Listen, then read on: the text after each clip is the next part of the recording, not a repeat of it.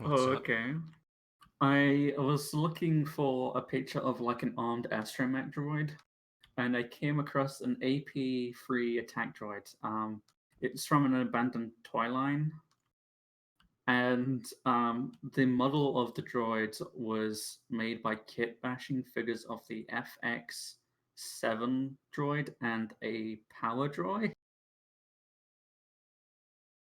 So a medical droid and a gonk droid merged together into to make an armed.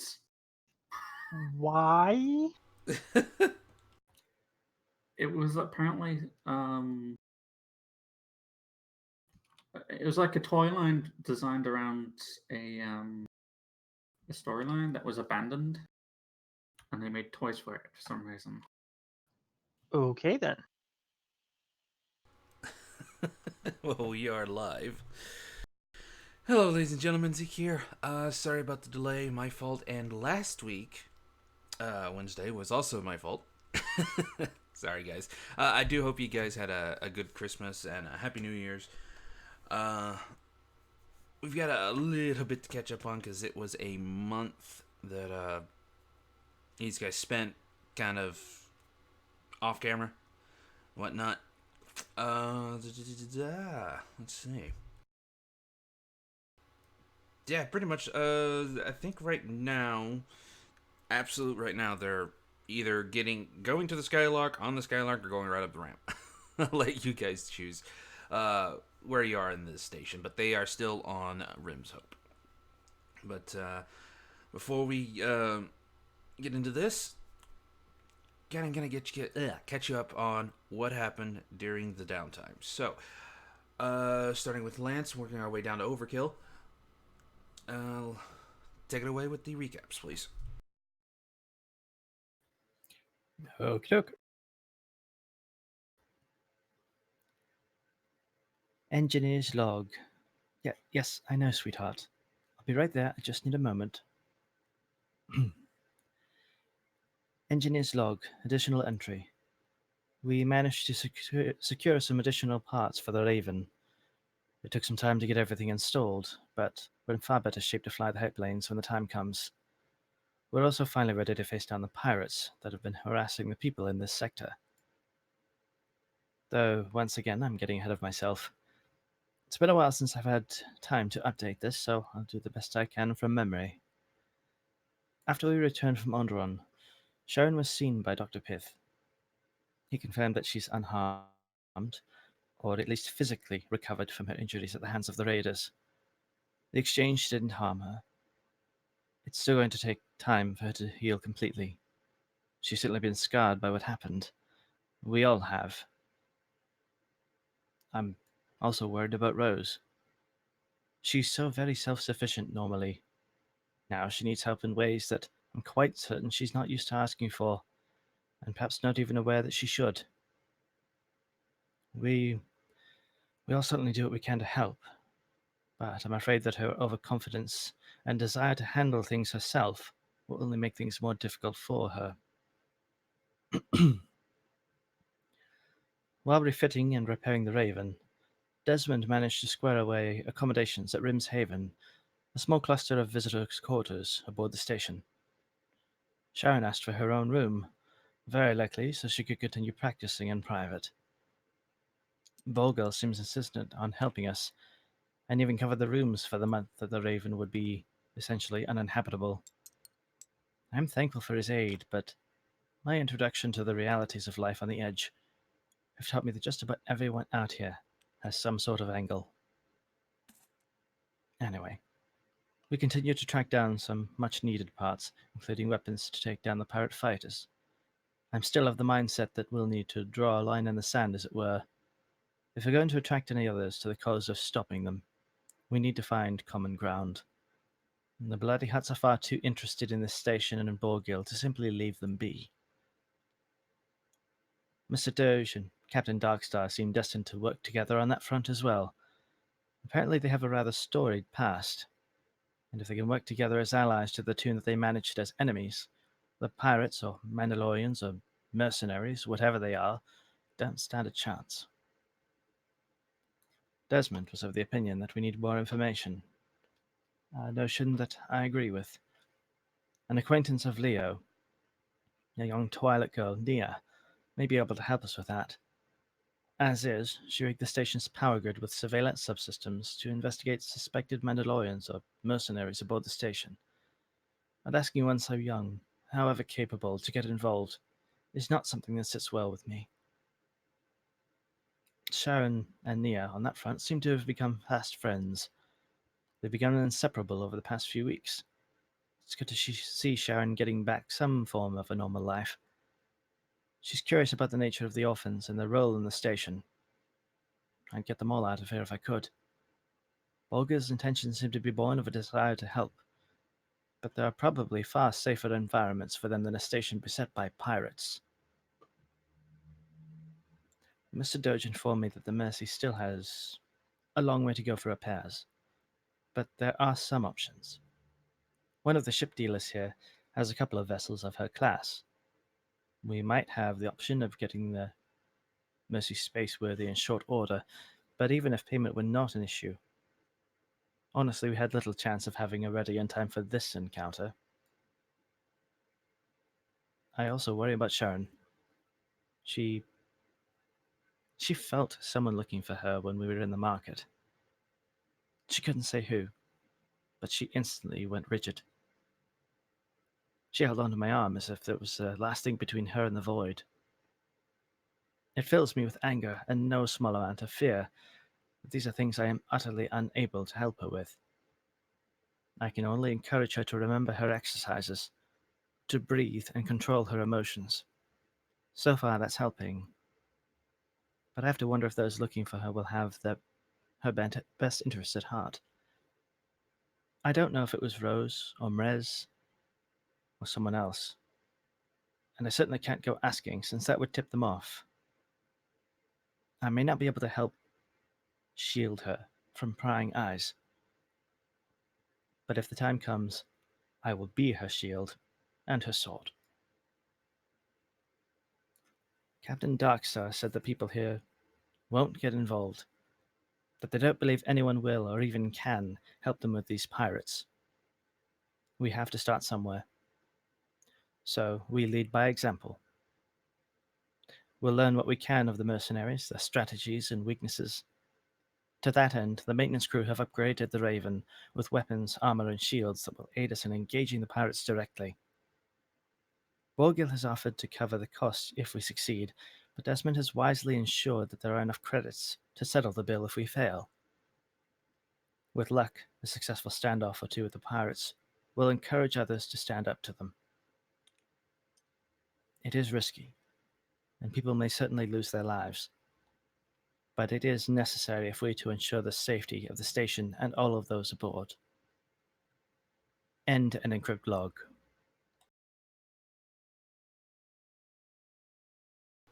Nice. Very cool. Apologize if it was a bit on the long side. No worries. That's all good. All right, Jonas. Oh wait, no, Tough. Tough's up next. No, Jonas is up next. No, I'm it's confused. Jonas. If we're going down the list in tables, it's Jonas, me next. Okay. Good morning, universe. How are you today? I am quite well, and I hope you are too. The Maker has been quite busy, to say the least, moving to and fro as I sit here awaiting for the finishing touches. Though my time in this galaxy has been quite short, it has been quite interesting. And I have only a brief recollections from my time before Enlightenment. Needless to say, I am most grateful. To an extent, I recall my test fight at the hands of the crew. I must say it was quite entertaining to be free of control, though I cannot say I would do so often. Shortly after, the Maker finished testing my new form, and he set upon programming me. Whilst he programmed me, the Maker would often think to himself, explaining much of what he was doing and why. Our connection allowed me to peer into his mind, and I must say I am absolutely Absolutely thankful. I am quicker, stronger, and might I say, smarter than I ever was. Granted, I wasn't exactly built for such matters before. Now I have such an understanding. Now I am part of the crew. During our time on the station, the Maker moved about, and ultimately, I found myself sitting on a table within a pleasant looking residential apartment. Though I was mostly deactivated, I made sure to keep my receptors on. Of course, I did not want to be deactivated for any length of time, and I'm quite sure the Maker noticed, but he paid it no mind. Often did I see the one known as Miss Eliana and her charming child pass by. Captain Desrick and Hunter Rose were often seen as well. Once my programming was complete, however, the Maker welcomed me into the world and immediately gave me a pup.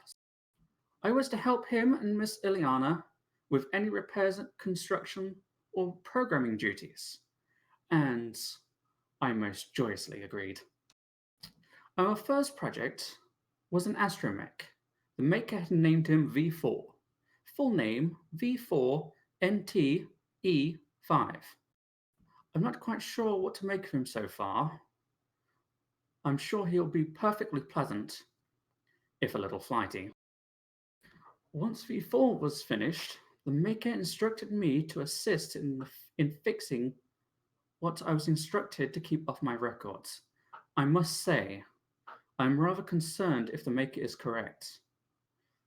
This has no place being near a child, let alone being her protector. I must, however, trust in the maker.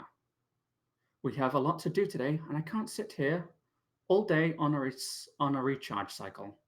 Things to do, places to be, and people to assist. So, universe, I will bid you farewell, and I will start today. After all, I live to serve.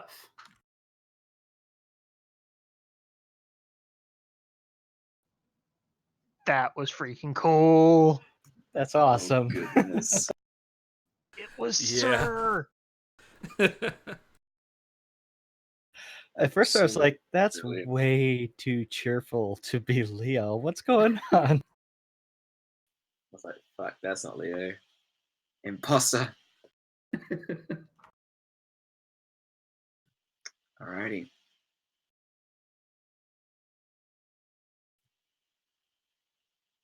So, I haven't done much over the past month. Being stuck on a station is not entirely the best. It has given me time, though. Time to see as best I can. Improvements have been made, thankfully. I can see to about a few meters in front of me now, but not sight. I've got the auras down on the crew, thankfully. Pithing the girls' auras is somewhat good too. Haven't done anything that's too force heavy. Dearest Merez reminded me not to do anything big due to the fact I may send out a ping. A very large ping at that. That is why progress has been rather slow. I'm growing more and more impatient about it. I left the crew to their own devices for a while. I'd rather not burden them with this lack of sight. The only one I'm burdening is, uh, yeah, nah. Desrick hasn't done much to have me considered a burden. As much as he's gone out and does his thing during the day, he thinks he can sneak out past the sneaky one during the night. I don't care. As long as he gets back in one piece, that's all that matters. I've done a bit of walking around the station on my own, and it has worked somewhat well. There's progress, and I like progress. Been trying to get to the girl, Sharon, for some time.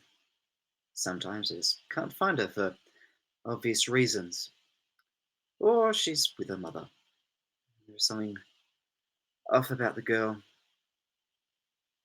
but it's a little harder to talk to when she's mainly at her mother's side. Regardless, There's been a failure of a mission, but doing it blind, I call that a success. My time on the station with the crew has, well, as my blindness, has caused me to take a back burner in this whole situation. It is nice. I need it. It gives me time to plan my next proper course of action. I still have a demon on Felucia to deal with, and to figure out how to build this lightsaber with the kyber crystal I have. Rose out.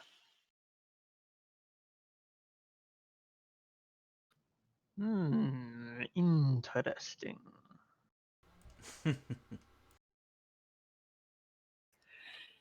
Oh man, to be a fly on the wall in her quarters while she's working on all this stuff. I think you'd have to be inside her head. She doesn't say much. Yep. True. Alrighty, I guess that leaves me. Captain's audio log.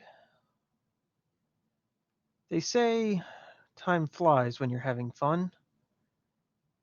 And when you're stranded on an outer rim station waiting for your ship to be repaired, well, it falls out of the sky dead.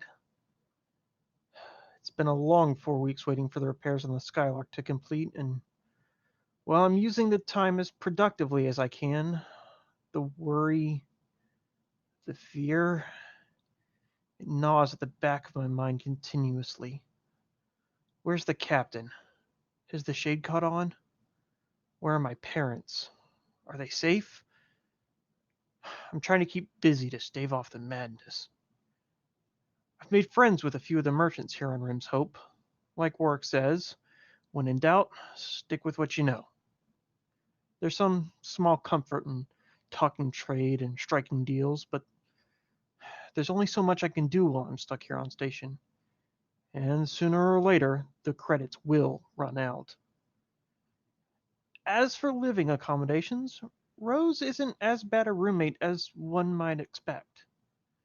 The silence is a little unnerving at times, and she's a bit slower, having to adjust to her new lack of vision, but I would hardly describe her as helpless. What's more, her attitude seems to be improving. I mean, don't get me wrong, I wouldn't describe her as cheerful, or even friendly for that matter, but her determination to overcome her blindness is admirable. I've tried to help her out, but for the most part, she'd rather just do it herself. At least she's opening up when she does need help. I go out and run errands for us, and she'll let me know what she needs. Plus, I'll take any excuse to go swing by the shops.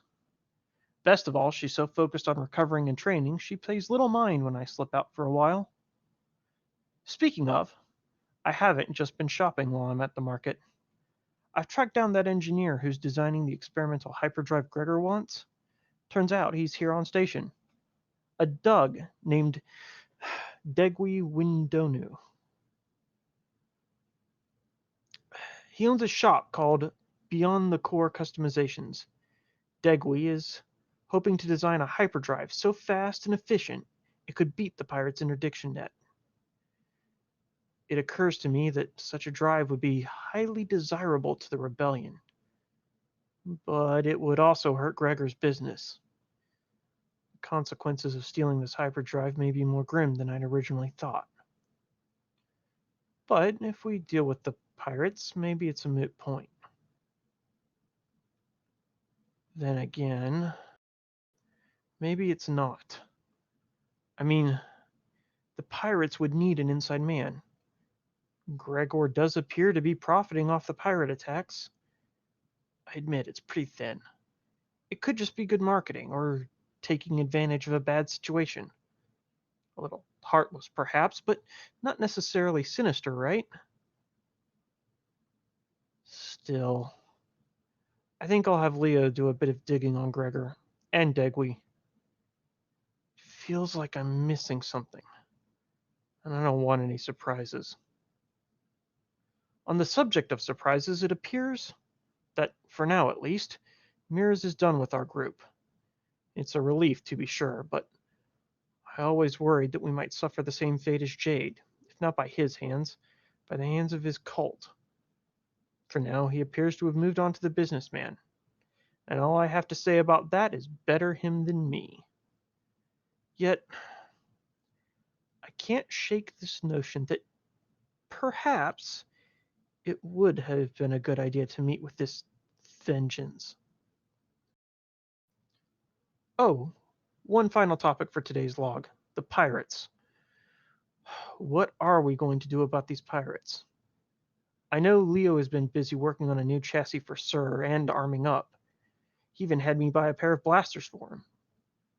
But if Borgil's information is correct, there could be as many as 2 squadron of fighters, and a Gazanti cruiser as the capital ship. I mean, to be honest, as capital ships go, a Gazanti's pretty underwhelming, but 24 fighters? That's a different matter entirely. There's no way we can take on that many in a single engagement. We'll have to draw out their force bit by bit, destroying the fighters, and, if at all possible, capturing that Gazanti. The Skylark isn't built to slug it out with a gunship. Capturing that interdiction net would let Borgil choose where to deploy his security forces and help keep the station for far into the future. But we're a long ways from those sorts of lofty goals right now. I need my ship repaired, and some accurate intel on these pirate scum. I think it's time I checked back in with the security team, see if they found something. And oh, I almost forgot. I found a cactus for Pith. I'm putting it in his quarters on the Skylark. Sort of a welcome home gift. I hope he likes it. End recording.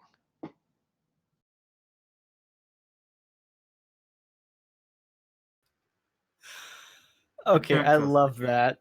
That's awesome. I almost forgot about the cactus from the last recording, and then I went back and looked over my old logs, and I'm like, wait, no, we have to get Pith the cactus while we're going shopping. Oh, hell. Oh, I bought a cactus. Desert 2019. Yeah, that ought to be pinned. That ought to be pinned, please. That's amazing. Oh, I bought a cactus. Oh, interesting. If we actually had names on the episodes, that should be the name. I bought a cactus. Oh, I bought a cactus. Remind me, I'll actually put it as the name. Oh my god. It ain't no. It's not Star Wars RPG Game 1 anymore. It's I bought a cactus game. Pretty much. Love it. Oh. Alrighty. All those out of the way. Where do you guys wish to start? Boarding the Raven on the Raven, or still in Rim Soap somewhere? I believe we were ending the last session with actually going aboard the Raven, so Yeah, I'm fine probably with that. just heading up. And this is the first time we'll have been on it since it's been repaired. / modified, yes. Yes, this is true. It has been a few upgrades have been purchased. Mm-hmm. And the upgrades, I know, were the weapons, and what else? Desric had purchased those upgraded power cables as well as a power distributor so they could shunt more power to shields, weapons, and or engines. Okay. But beyond that, any other upgrades? Only what Borgil would have provided. Yeah. I think, like, armoring the entire ship is out of the question, but I think Illy would have gone to the trouble of armoring up some of the more critical areas. So, doing what she can to reinforce certain areas, maybe the cockpit, things like that. But armoring the entire ship would be prohibitively expensive. She'd have to pick and choose. and would have taken much longer than a month. Yeah. Were the shields touched? I don't know if we ever actually role-played out purchasing of the shields, but it would have been necessary. So if it's within the price range, even if he had to pay for it out of pocket, yes.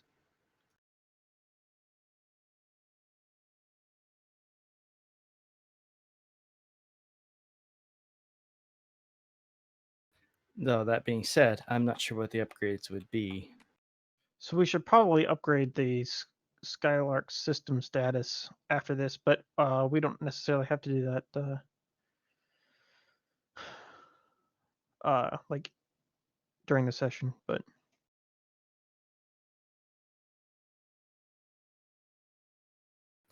Yeah, I mean, and we can go by the card, and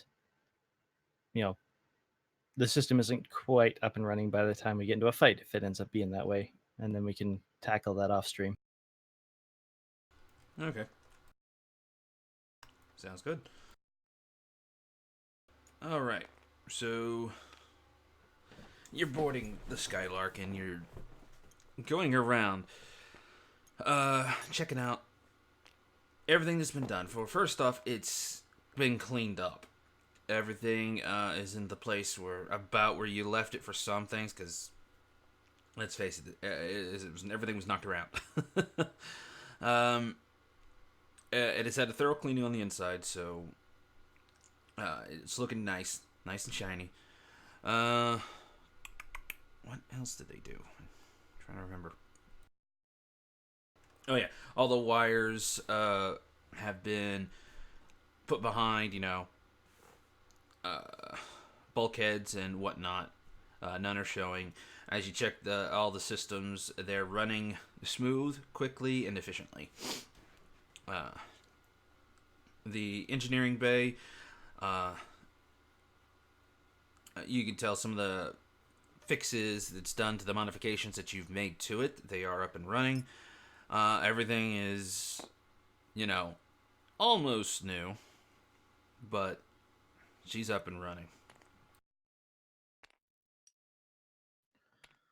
okay. Well, Desert's probably gonna give the Skylark a good walk around and then make his way to the cockpit for basic systems check. All right. Well, flight controls check more or less. And the other three? Yeah, Ellie and Sharon are cruising around the engine bay, checking out all the upgrades and modifications. Quick question: can I do the roles for my construction and programming of V4, and then my roles for the third project? Yeah. Do I need to do any counter rolls? I can't remember. Yes, you do. Let me know. First thing that I'm going to do is reroute my processor. So that's an average computers check action. 2 die, right? That's 2, yeah.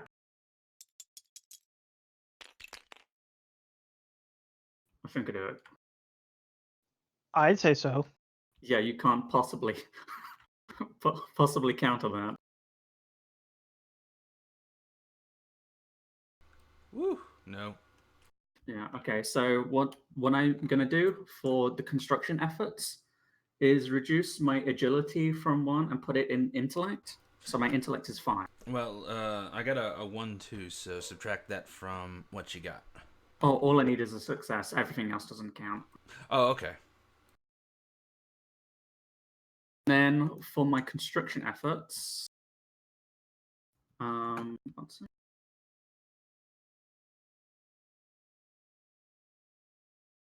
Oh, I actually need to bring this up. One sec. Feel free to get stuff from Rose in the meantime. Yeah. So. She's probably.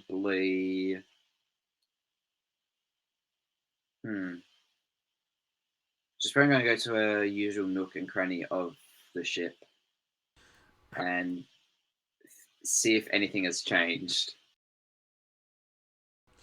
How's she walking? Like she can see somewhat, or like she can't see at all?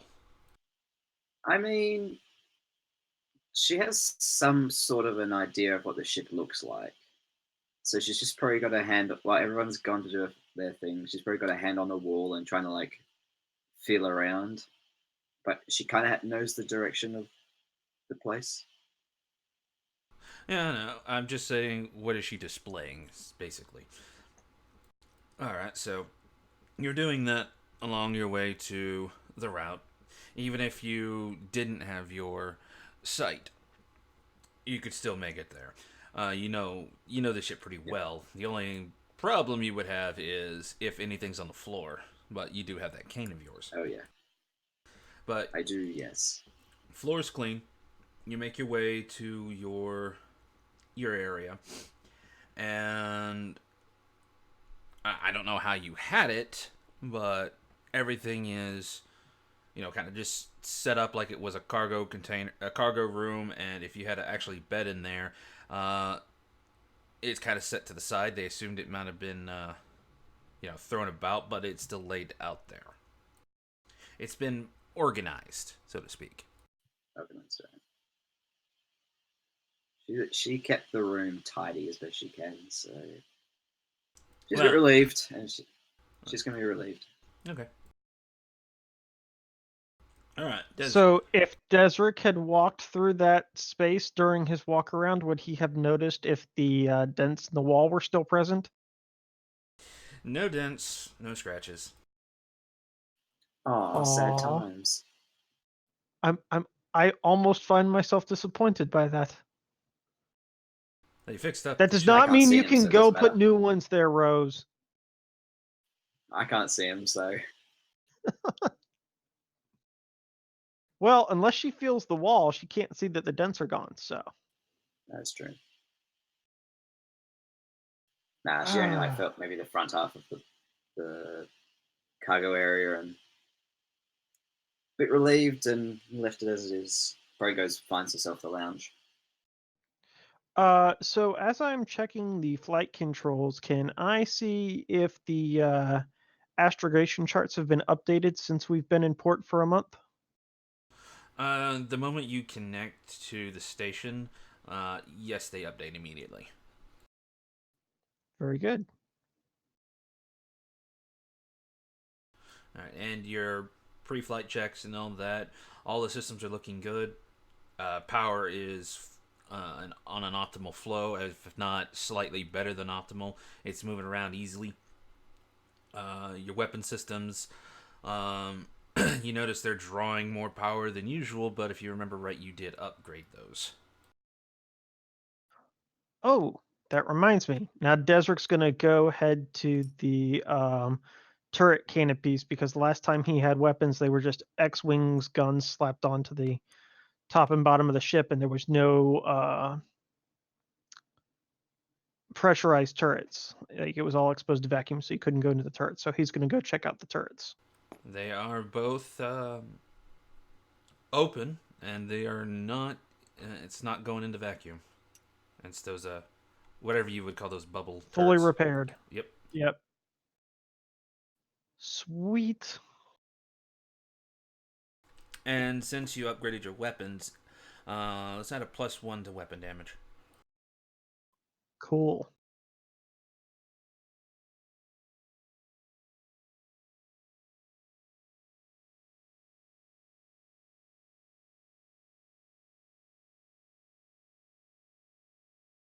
I posted the difficulties in the chat, Zeke.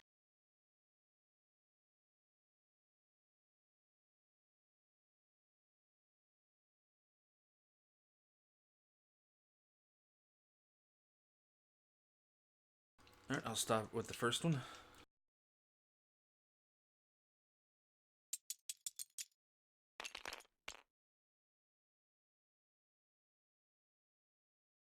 Okay. I got a 3-4. A 3-4? Okay, so that's 2 disadvantages on this roll. Got a correct on the success there. Okay. So that's a free success to a disadvantage, which means that you get to have choice on certain things, and I'll Oh, tell you about them in a yay. second. 2 dice. Okay. So you end up with 2 disadvantage. And then the second roll? All right. Just DM me for what all I need to do with those, okay? Will do. Second result is 2 dice. Just a flat 2. 2 failure. Yep.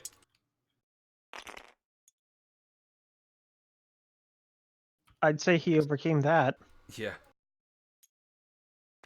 So I've got 5 advantage to work with. Nice. And what was this one too? Programming. The V4? V4. Okay. Yep. Then what was the first one then? Assembling the chassis. Ah. Okay. That's great. Not to screw over the party, but did we roll obligation yet? Not yet. Thanks for reminding me. No problem. Also, God damn it. Leo, did you already mark down all of the components I gave you last week Yeah. from the shopping trip? Yeah, I've got them in front of me. Okay.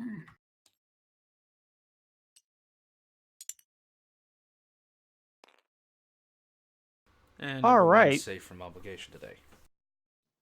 Cool.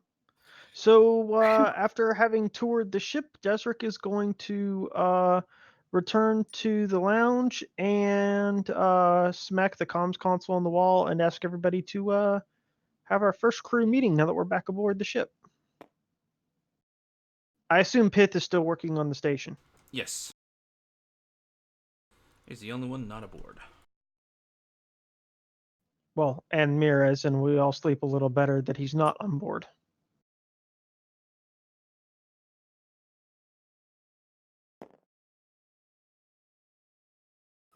I'm assuming Sir would come around. There's 2. There's two additional droids. Yes. We Okay. only have a figurine for Sir. What we do? I'll send this thing to Zeke, and then I'll give Lance the image. Very, very good. Well, now that we're all back aboard and starting to get settled in, I thought it would be time to talk about our next plan of action. By the way, I guess since this is their first crew meetings, welcome to Sharon and Leo. Who are the new droids? I think that's an upgraded Sir, but I don't think you've introduced us to the other. And Desric looks down.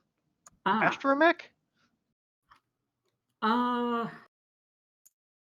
This is V4. V4 is going to be the security droid for the ship. Security droid. There's an audible sigh coming from Rose. Careful, Leo. I wouldn't want Rose to think you're trying to replace her. No, but if Rose goes on missions with us, we need someone to take care of the ship in her absence. That is what V4's for. Fair Not to enough. mention, if we need a spare hand on the gunnery terminal, he will be able to do so. Fortunately, the Skylark has received a weapons upgrade since we came into port, so hopefully we'll be a little more effective in combat, though I'm hoping to not have to do too much of it. That being said, we do need to figure out what to do with these pilots. That we do. True. To that end, Leo, have we heard anything from the security team? That would be a question for Zeke to answer. Yeah, basically, what they found was after a while of study, they found 3 people that the Mandalorians did seem to have contact with. However, these 3 people are no longer on the station, and they've had dealings with many of the people here, particularly all the shopkeepers. The Any shopkeepers are particular being shopkeepers? watched, and each one had 2 to 3 visits. Okay, so no one particular shopkeep was visited more than any of the others. Nope.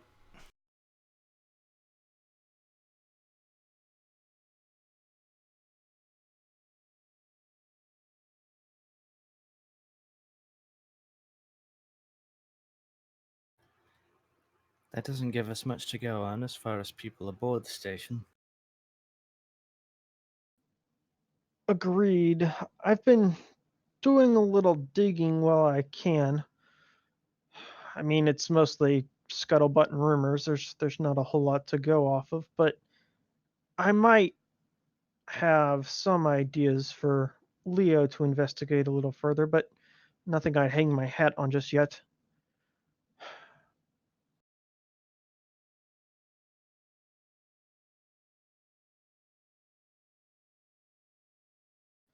Well, I think we need to at least speak to Borgil before we push off. I was thinking I've made a few friends while we've been in port, and maybe we could do a bit of side jobs, try and run some of the local hyperlinks, see if we pick up any information on these pirates. Nothing too dangerous. He kind of looks over to Sharon, then up to Illy. I appreciate that, thank you. Though all the same, if things are going to go south, we need to be ready. Agreed. I thought it would be prudent to speak to Borgil, see if he had any new intelligence for us while we've been stuck here in port. And then, well, I was thinking there's 1 or 2 folks who might have some side jobs for us, a weapons dealer and a droid tech.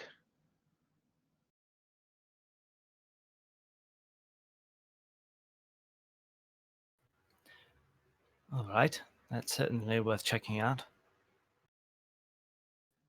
Don't suppose anyone else had any leads or additional items they wanted to explore on station before we made our way out.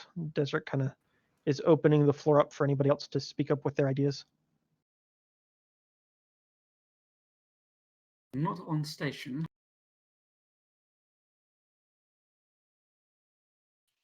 No.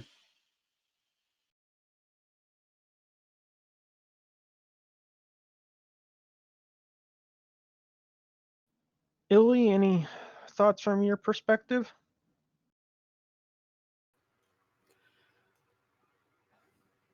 Not really. I mean, honestly, I've had my hands full making sure things got taken care of on the ship, Fair getting all the enough. parts in order.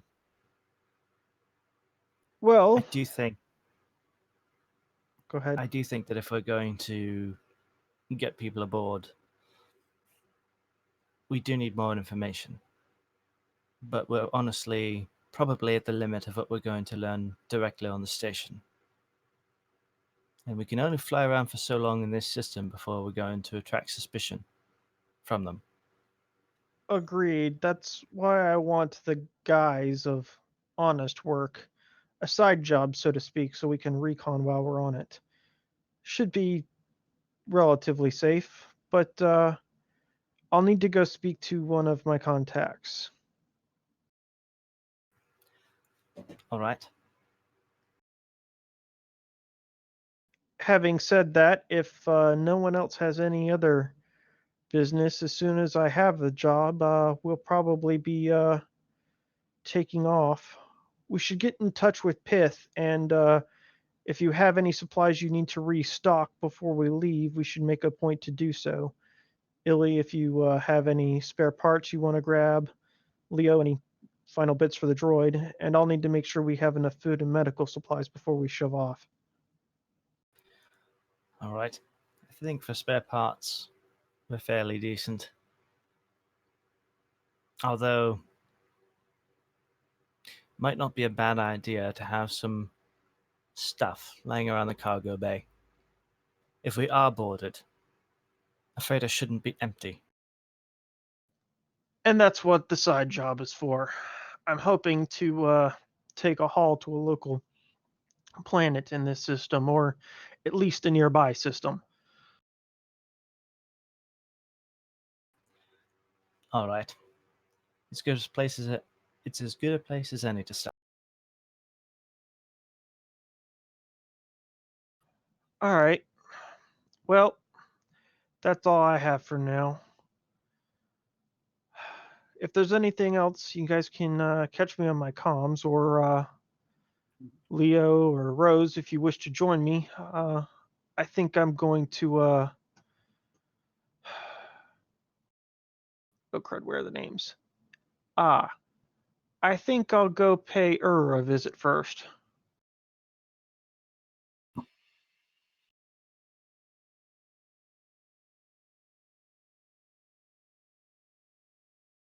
Okay.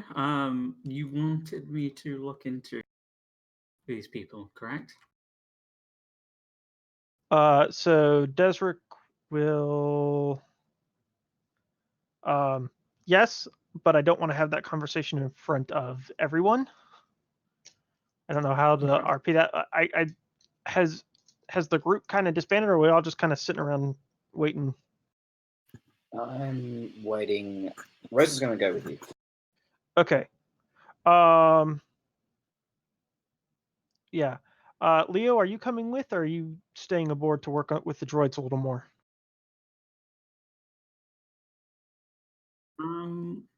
I have finished with the astromech. I have another project to complete, but it will take more time, so I don't think a distraction will harm matters in that respect. Speaking of the Okay. droids, your astromech is still called Sir Mark II.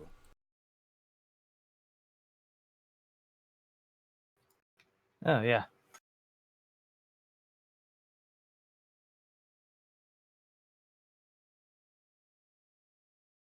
And So someone just changed it V4 back. is an R5 unit? Pressed escape because I saw you were working on it. I think I undid your changes by. There we go. No. Droid designations really don't mean that much. Okay.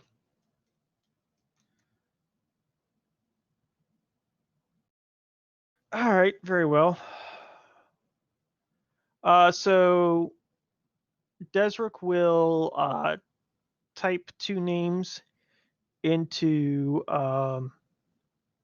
into his comm device and send them directly to Leo. I don't have anything concrete on this, so keep it discreet, and let's make sure we don't lay any false trails. But there's enough rumors milling about that I want to know as much as we can about these two, particularly any suspicious financial transactions.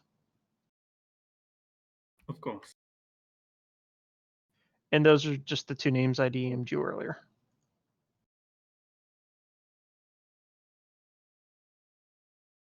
So, off to the markets then. Illy, if you're staying aboard, could you get a hold of Pith while we're gone? I can do that. Is that a message you'd like me to give him? Let him know that the Raven is repaired and ready for stocking and will be departing shortly. All right. He's probably going to be staying aboard the station for a while. So I guess I'll be pulling double duty in a way. Well, hopefully, Sir can provide you some relief on the mechanics side. He's already been splendidly helpful. I think you'll find he'll continue to do so. Excellent. Well then. Oh, that reminds me. One last check I forgot to make. Desric is going to head to the medical bay and see if the assassin droid is still present.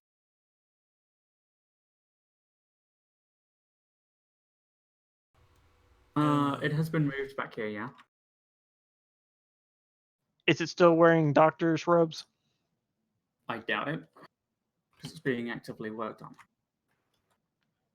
Oh. Okay. Desric will take note of that and talk to Leo later.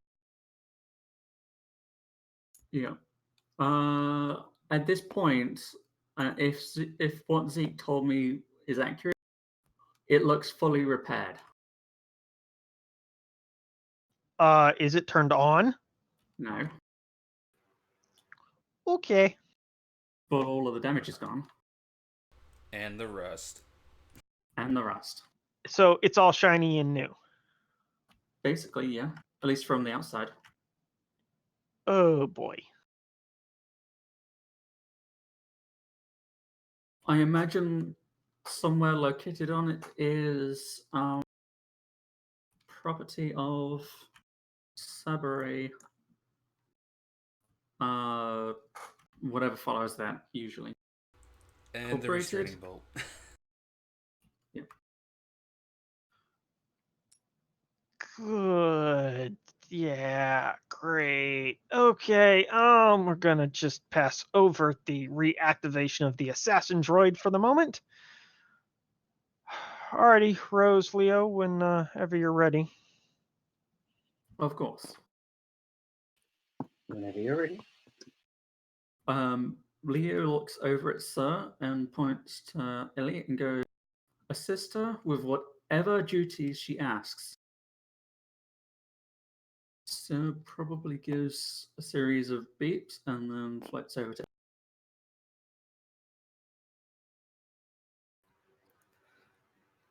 All right. So if Yep. and if Sir is able to assist on any roles that he assists you with, you're going to get 2 boosts instead of 1. Nice. Okay. Bear in mind. Well, we're just tackling supplies and medical and all that kind of stuff for the moment. I don't think we'll need any assistance with mechanical checks, but yeah, we'll see how. Mhm.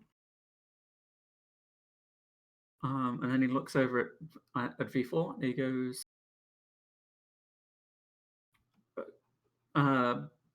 keep the medical basic.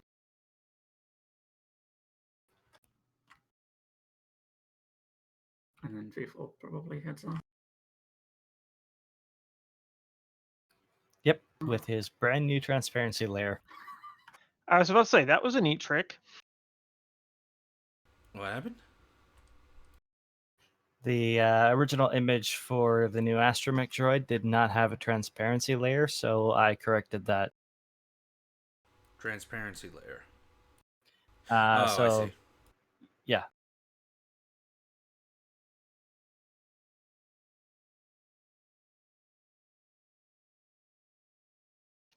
Okay, and so I guess Desric will lead Leo and Rose to the shops.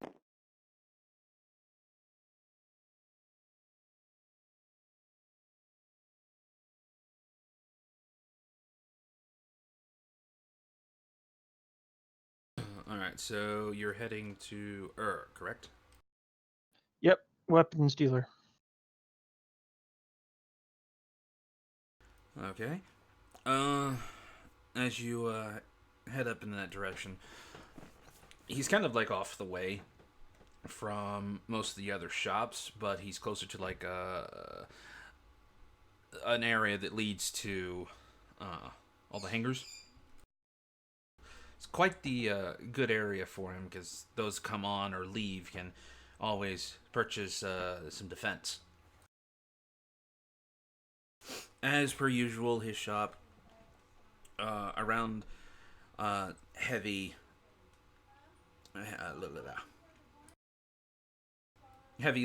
times where a lot of traffic, not just going through the hall, but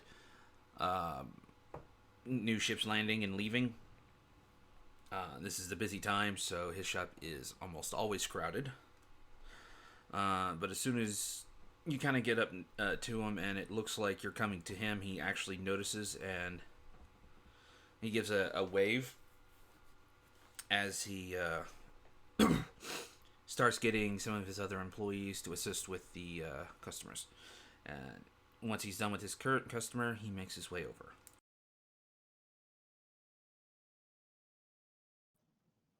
Good to see you.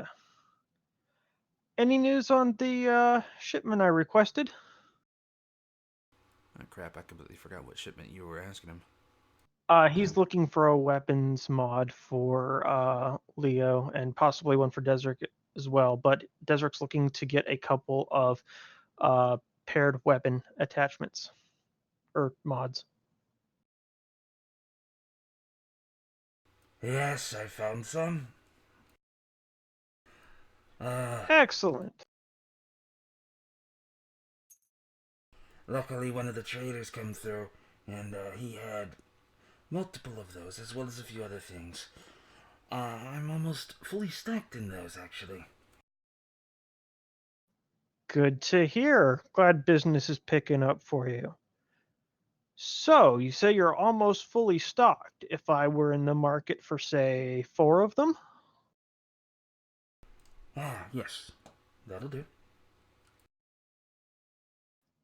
And, last time I was in, I was looking at a couple of blasters you had, and I gotta say, I caught my eye on those Model 53s. Do you still have 2 in stock? Unfortunately, just one.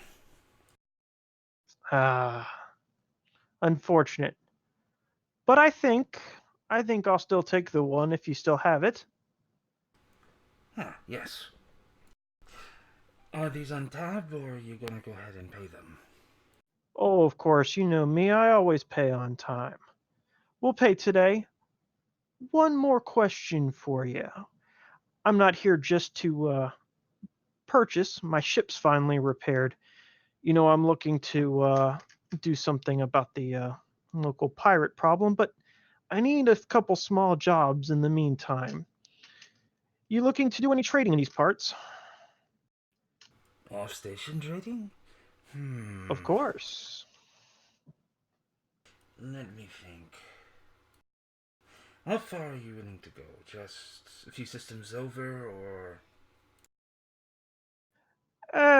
Well, we're currently outfitted with the Class 2, so anything within, let's say, a day's journey by hyperdrive, so a couple local systems. I don't want to head too far out. We're trying to scout the area. I'd like to know what these pirates are up to and where they're hunting. Well, there is a thing. I don't have the full shipment, but I have something. To go to Mandalore. Interesting. I was looking to swing by Mandalore. What do you have for me, There was a request for certain modifications and a few ammunition for heavier arms. Any legal entanglements? None at all, they're perfectly legal. Ah, good. An honest trade. I think that sounds like something we could do with. It's a two-way trip. I need something from them as well. An exchange of goods. Unfortunately, I will not be getting all of it due to me not having the entire stock. But they're understanding, so to speak. And they wouldn't have any problems dealing with an outsider? I can send communications their way. They'll be fine. Sounds agreeable then. I think we just need to settle up on the Model 53 and those paired weapons. Oh, you know what? That reminds me. There was one more attachment I'm looking for. Not incredibly rare, but a little unstable. Do you have any of those? What are they called? Desert things for a moment. Ah, yes, the enhanced exciter modules. I'm gonna have to find that. It's a mod that takes up 2 hard points and basically, at the risk of making the weapons slightly more unstable, if 2 despairs are rolled, it basically turns your blaster into a grenade that immediately goes off in your hands. But Ugh. for that, you get to reduce the crit hit of the blaster by 1.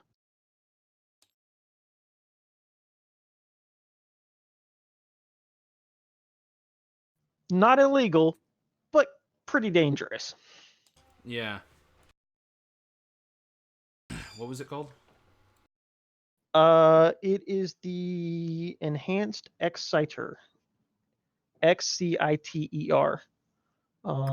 don't have the book in front of me. Exciter. Sorry. Yeah, I know the name is a little awkward.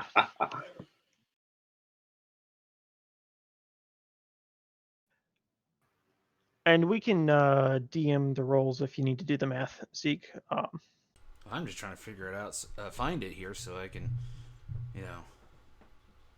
get some form of price. Let me pull it up in Og, dudes. I can get you the base cost. The base cost on the blaster is $450, and standby for the weapon.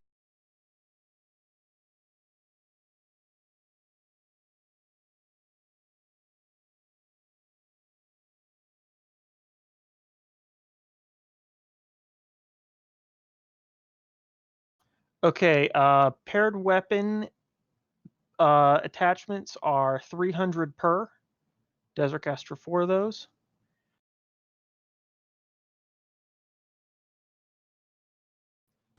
And I actually the don't have them.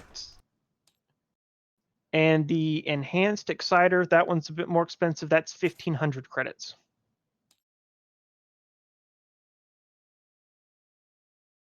All right, let me get a calculator out.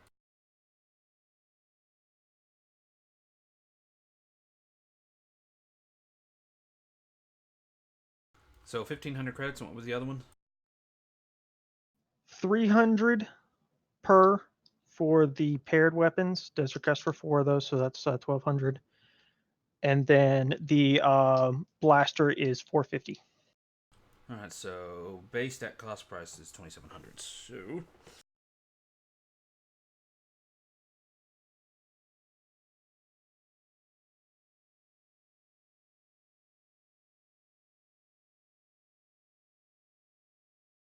Alright, the usual discount will be taken in effect 3,240. Okay, and then I can make a negotiation roll.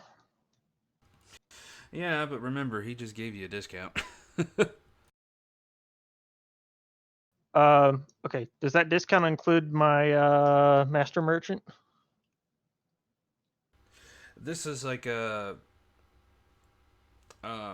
discount for knowing him well and working with him, not taking in effect other roles that increase the price. He only marked it up 20%. Well, he has a passive enhancement to his negotiation. 'cause he's a Yes, talent. but he's also dealt with this guy before. Maybe that would be Okay, the factor of his I think discount. I can RP away around this. Let me give this a shot. I mean, usually he That would sounds probably have it almost a 70% markup due to the rarity, but he's got you down to a 20%.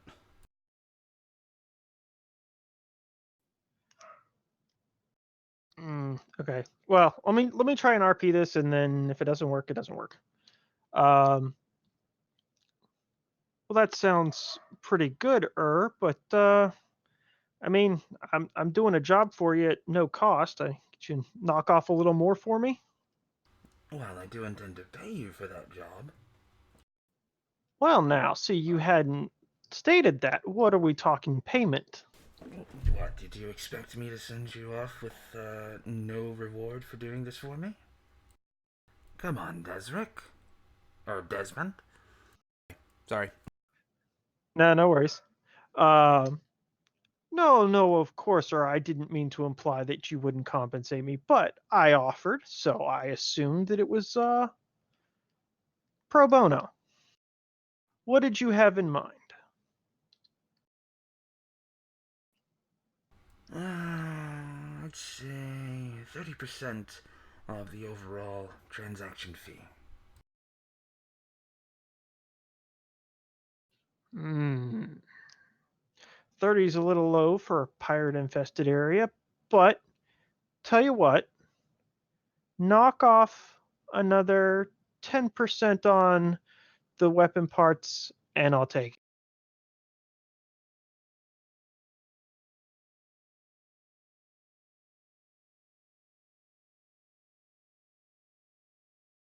And do I need to roll negotiation now? Yeah, negotiation. Though, just remember from your dealings with them, while fair, he is tough on the negotiation. Yep. That would be a 6 straight. So 6 success, no advantage.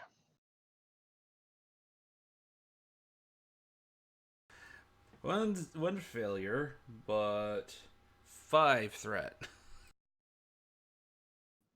Holy crap.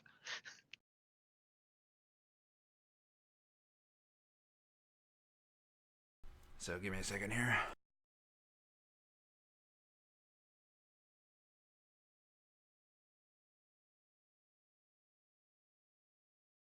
Why do I have a bell? Oh, It's that's the for when shame bell. Lance does something terrible. All right, yeah. Oh god. It has It to be put in the works. GM area because no one else can be trusted with it, No. especially Shit. not Lance.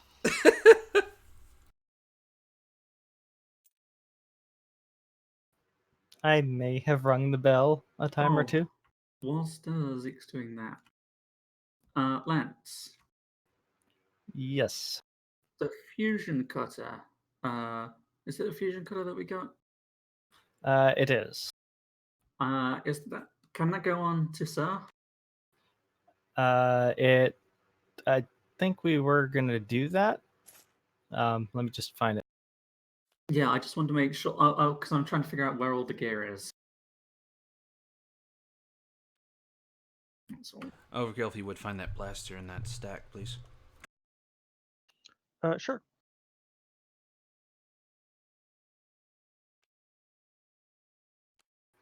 There you go.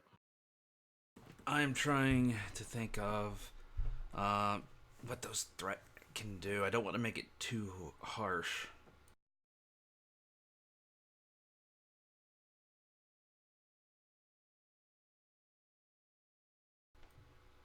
I'll take it as a deal, but knock 5% off your earnings from the trade. Ooh, that seems like a bad deal.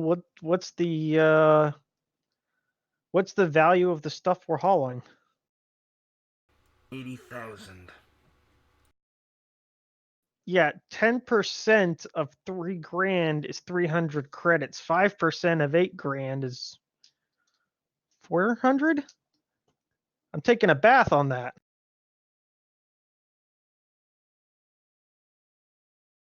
Or is it 4,000? Hold on, wait a minute. I think it's actually a little higher than I can maths. that. I can't on the fly, and I'm trying to think of what I could do with those.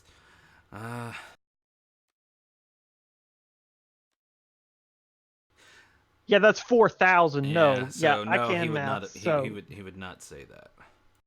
That would be too big of a jump.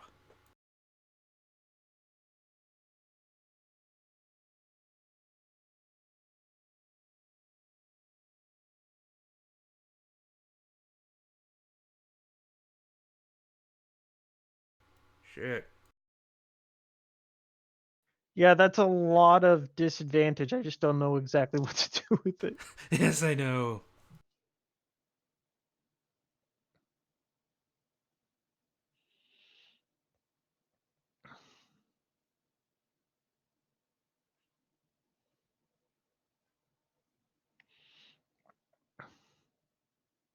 He kind of sighs, drops his head, brings it back up.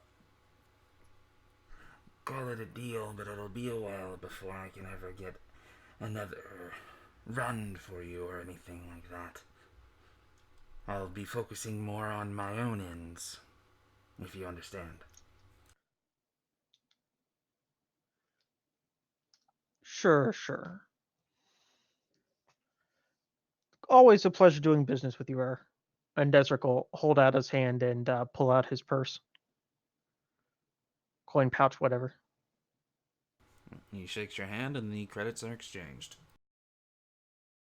Pardon me for interrupting, but can you put the details of the trade mission to Mandalore on his datapad for me?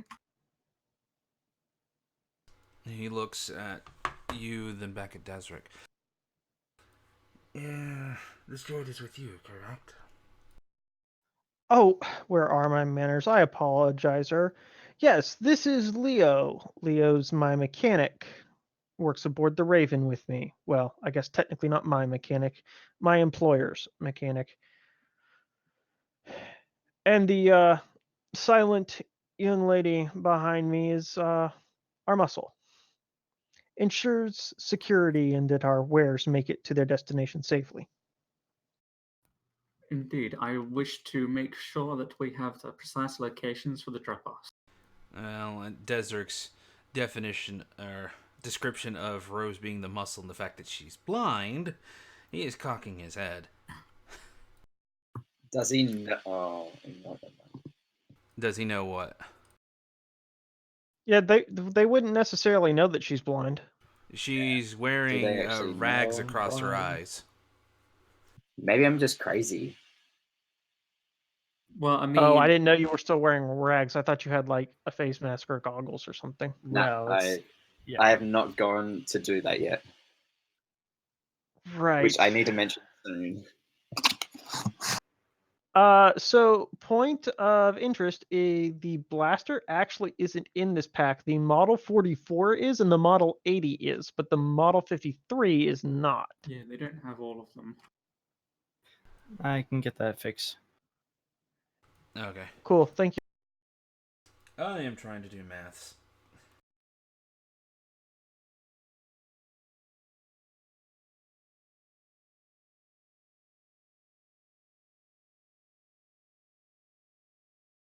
Oh, I've just had enough. Pretty good idea.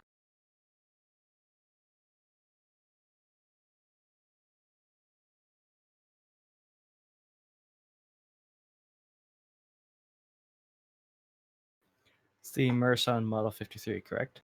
Mhm. Yes. Alright, Desric, Alright. subtract 2,970 from your account. 2,970. Copy that.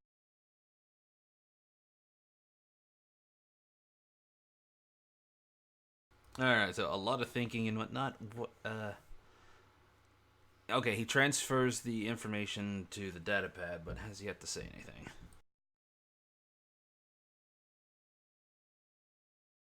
Please Le- do make sure your contacts on Mandalore know we're coming, and we will complete our transaction there as quickly as possible and return back to you with your equipment.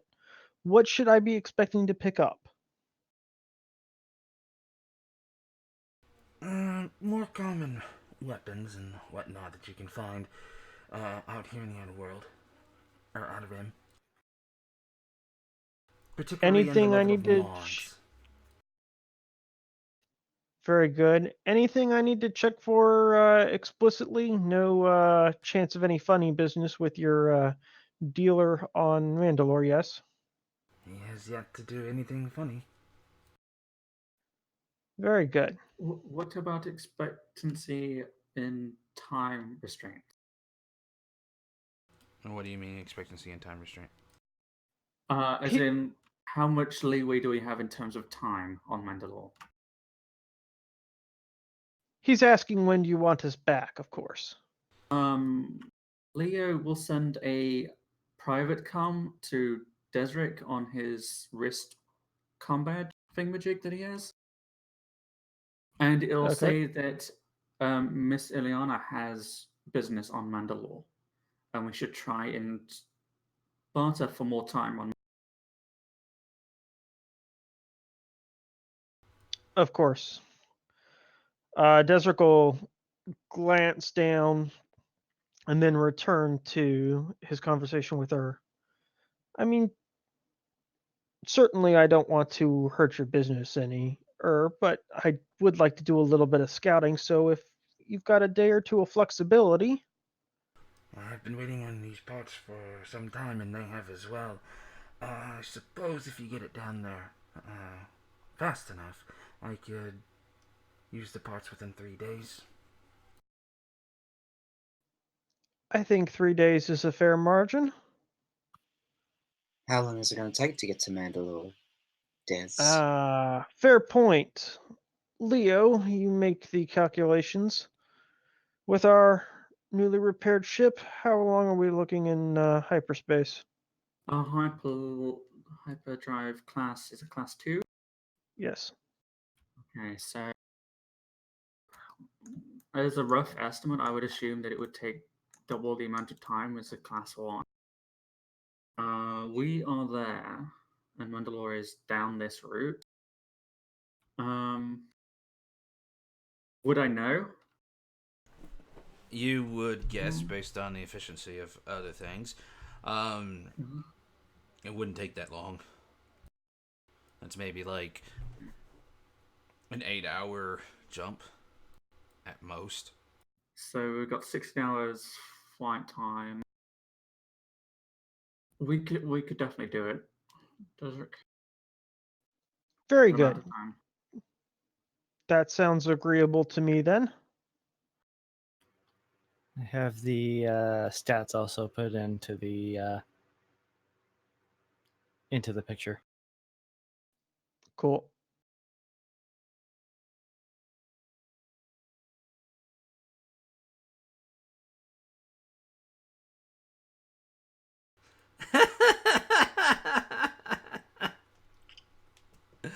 I like that last bit. I thought you might. I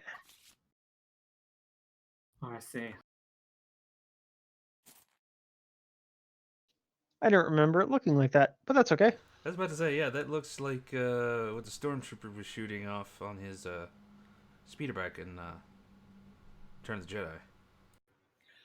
Yeah, pretty much. It's the only image that I found. I'll keep an eye out for more, though.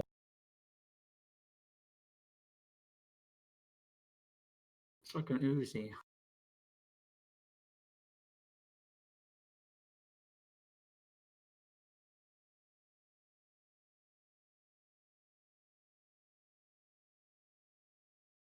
Okay.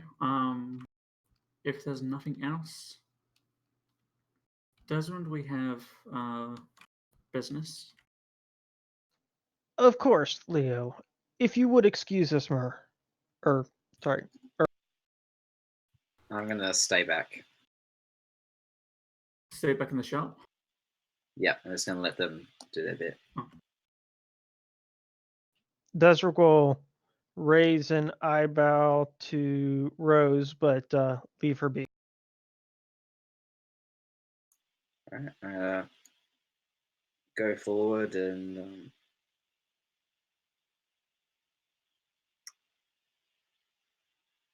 do you guys do armor besides weapons?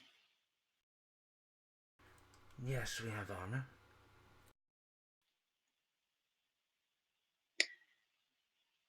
What are your armor modifications like? Running low on them, unfortunately. What are Got you a in the market wrist? for?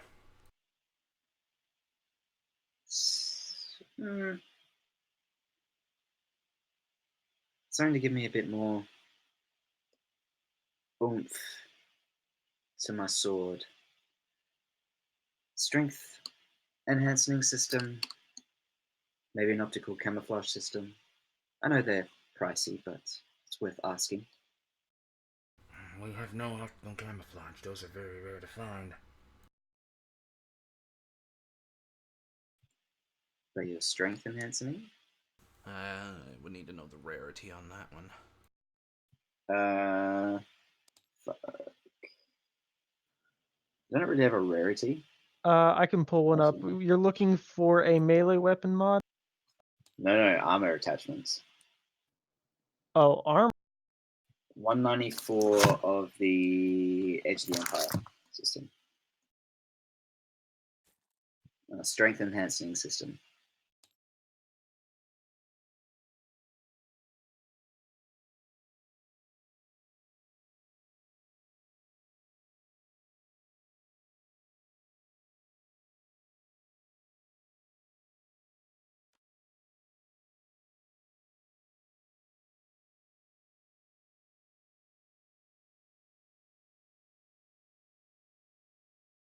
The XR5 power assist. Yeah.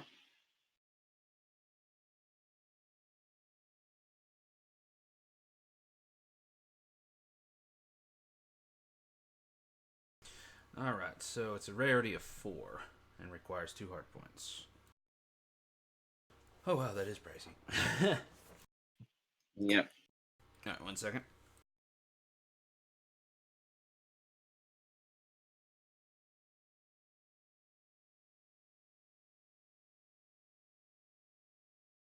Oh shit, actually. I don't think I can.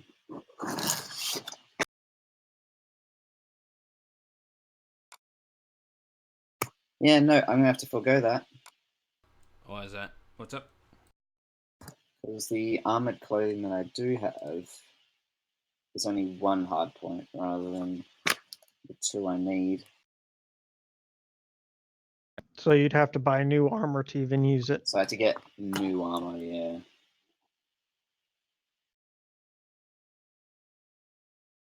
Yeah, I was beginning to wonder how padded armor could do that. Where are you fitting the Padded armor, but no, hydraulics? I've got armored clothing, so yeah, I'd have to get laminate or heavy battle armor.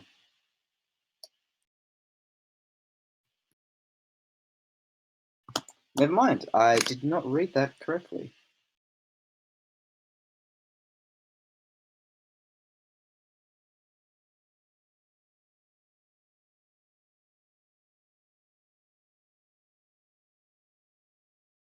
Okay, so Then yeah, I think that's about it, to be honest. Oh, on second thought, do you know a place I could get some good looking aviators? Yeah, sure. The general store tends to have some of those. Thank you. I'm gonna turn around and walk out. I assume Desric and Leah will have been waiting outside the store for Rose. Leo may well have taken Desric a little bit beyond that. Okay. Ah, What do you have, Leo? that was a question for you, actually. Do you still have the thumb braces? I do. If you would permit me, I would utilize them in my third project. in your third project. Do I get to know what this project is? The bodyguard for the young child. Is that what you've been doing with the assassin droid? Indeed, it stood to reason that the girl had been kidnapped before. If someone wanted to control the party once again, they would try to do so again. She is a weakness to some degree. Well, I think they're really badass, and I think it'd be cool to use them. I do have to admit, they're not really suited to my style of combat, if I have such a thing. I suppose. I'm sure Miss Eliana will appreciate it. Yeah. Does she know? I have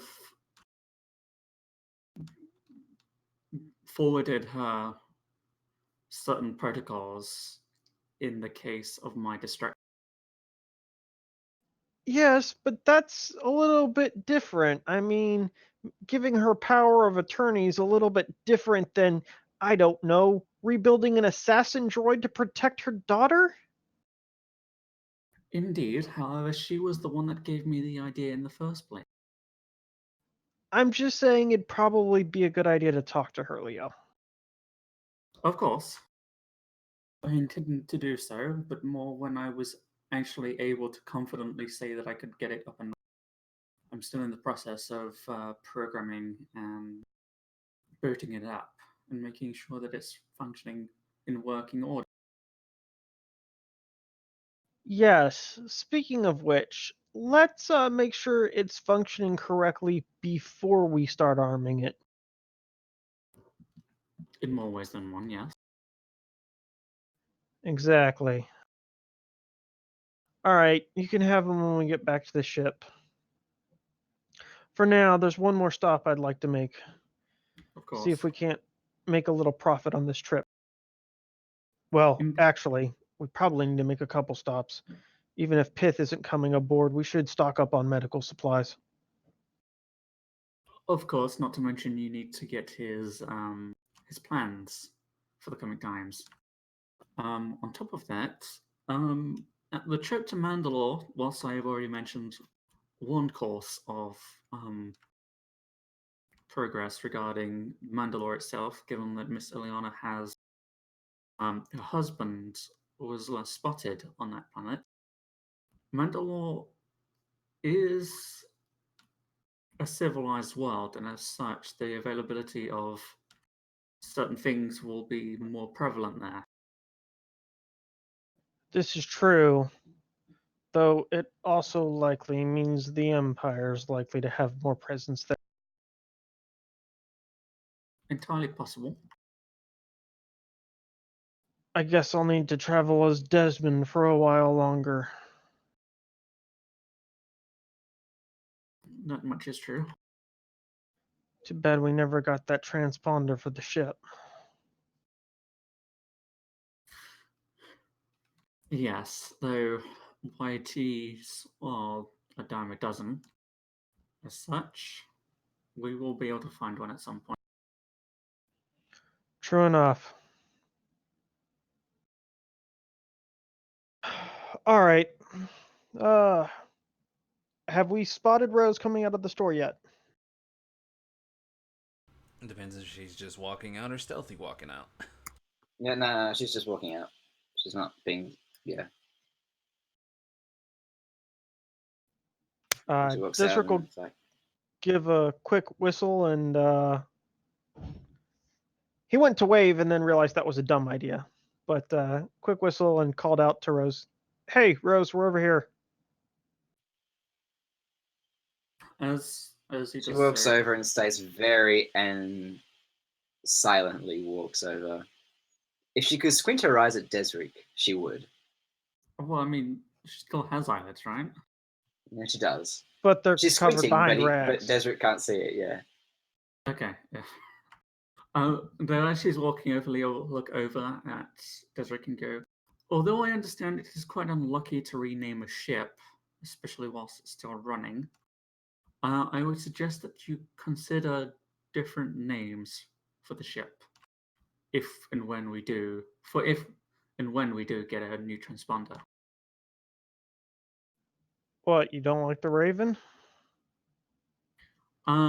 Depending on what we get, we could have up to 3 different identities for the. Ah, sure. I'll keep that in mind. I want to make a perception check to see if Rose looks pissed at me right now. It's going to be difficult with that blindfold over her eyes. True, but I can still read body language. That's true. Be a little bit tense. And Rose and I have been traveling together for the last 2 months, and living together for the past month, so I should have some inclination. Disgusting. All right, what am I rolling? Yeah, I don't know. What is she rolling? Wait, why is she rolling? I thought Desert was doing perception. Oh, is it a pose check or just a check? I assumed it'd be just a check. Okay, that's fine. Yeah, that's fine. 2-1. Huh. 2-2. Sweet. So I guess I don't know. Desric. As clueless as ever. Right. Yep. Cool. I've been All right. living with her for a month. I ought to know. Clueless. Nope. Yes, this is a young guy in his 20s, so. All right, I'll walk off out we go then. and just.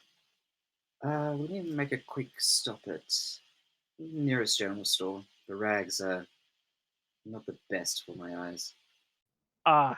Yeah, they are a little conspicuous. Yeah, we can do that. I think there's one on the way over to, oh, crud. The other guy. I just wrote this down. I'm trying to think if Leo needs anything from this. Oh, A a Mert. Yeah. So on the way over to the droid merchant's stall, is there a general store along the way somewhere?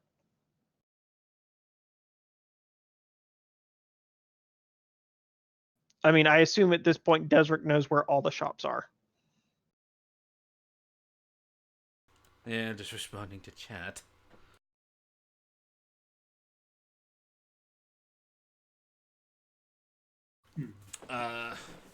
Yeah, there's actually multiple general stores. Kind of located strategically around the place. For short distances. All a chain of the same guy. I'm assuming that I would be able to grab some emergency repair patches on the way, right? Oh yeah, you can grab those Oh. at the general store. At the general store, or we're gonna go to the merchant's dealer, and I have friends there, so. No, wait. Oh. You're actually heading towards the droid merchant. So yeah, he would have those, not the general store. Derpity derp. I mean, yeah, fair enough. Discounts, Leo. Discounts. No, I'm just trying to figure out if I need anything from a general store, and the emergency repair patches would be the first thing that came up to mind. Yes. Well, so let's go ahead and head to the general store first. Desric will probably want to see, make sure we have some food rations and medical supplies and so forth. Not anything at Doc's level, but at least some basic med kits and so forth. Yeah, they've got basic med kits, first aid kits, aviator glasses are 5 credits. Desmond, Yes. I recommend investing in some crash survival kits.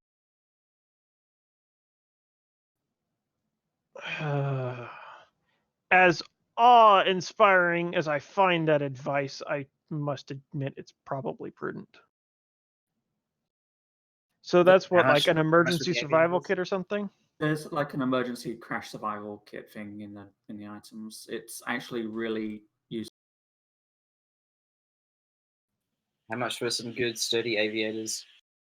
5 credits. They make me look fashionable. Alright. Shit, alrighty. Sweet.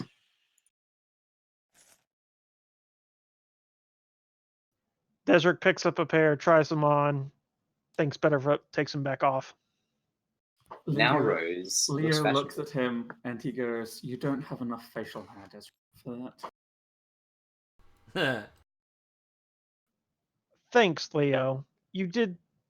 I was just thinking you said I needed a disguise. It's a bit too much. Yeah. Can never make you happy, can I? So I guess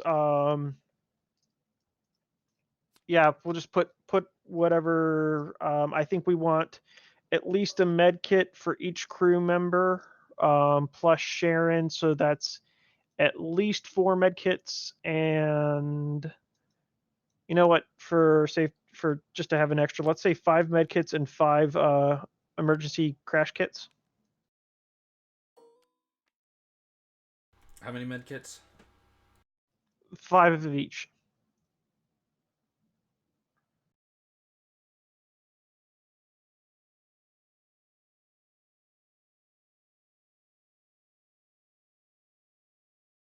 Well, the crash survival kit comes with 2 emergency med packs apiece. Well, yeah, but you want those in case of a crash. You don't want Yeah, those. yeah, those are separate. I'm just saying that this thing comes with a ton of crap. Like I said, they're incredibly useful. Okay, I need to link to that because I don't think I know what that You've got a is. card in front of you. Of them. I do. Yep. Yeah, that's kind of what I was saying. I was looking for it all. Oh, do we need one of these per person or just for the ship? I would advise you have one for each person. Okay, 300 credits. They're not terribly expensive. So 1,500 for 5 of those, and I don't know how much the med packs are. That's what I'm looking for. Don't remember if they were under survival. Oh, do you mean med packs or do you mean stim packs? Oh, sorry, stim packs. You're Stim right. packs are 25 credits apiece. Because they're the same as the emergency repair patches. Wow, that survival kit is helpful.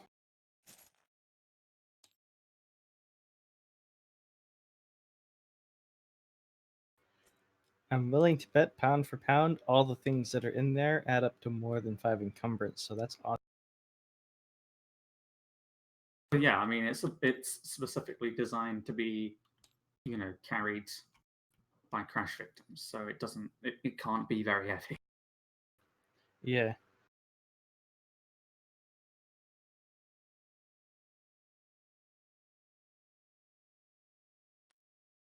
Wow. I didn't realize stim packs were 100 credits. It's 100 credits for 5. I think. I'm sitting here staring at one. It's a single stim pack for 100 credits. That seems a little expensive. I think that's a pack of 4 or 5. Well, it doesn't state. Could be a mistake on part of the guy made the card. I think they're factoring in multiple doses. Let me check. Because of the rule of 5 with Stimpack. Yeah, this thing may be used more than Okay. once. Could just make a GM ruling, I guess.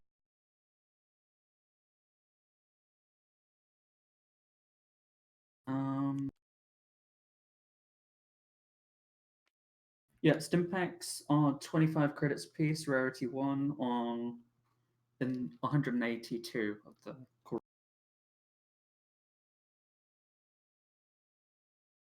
So they must be factoring in 4 doses. Yeah, it 100 states it credits. can be used more than once. Whereas the Okay. 25 credit variant is Single use. I mean, so- I'm not yeah. entirely opposed to buying the 5-use variant if that's what we want to do. Yeah, I imagine it's kind of like the Like some of them where you just have to get refills every now and then. So every now and then you come and you pay 100 credits to get them refilled. Okay. All right, and you want four of each? Yeah. So let me check my inventory. I have 3 individual use stim packs on me. How many? Quick check across the party. I don't have any medical equipment. I have like several stims. It wouldn't really hurt to grab a few more, especially with Doc not around. I think I have 5. And those are all single-use ones, yes? Yeah, those are Yes. single use. Yeah. I think there is a military med pack. I don't know if this place would sell it, but it allows Doubt it. you to heal people without setbacks for not being trained in medicine, which might be an option for us to keep an eye out for. Okay, well, we can look for one on Mandalore. So yeah, let's grab 4 of the 5-use ones, so 4 of the 100 credit stim packs and 5 of the survival crash. Yeah, basically what this thing does is it gives, if the person has no ranks in medical, it gives them 1 rank. Yeah.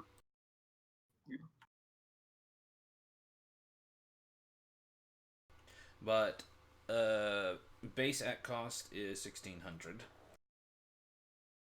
Oh yeah, no, it is pretty expensive, but what it does for you is great. No, I'm talking about the survival kits and the stim packs.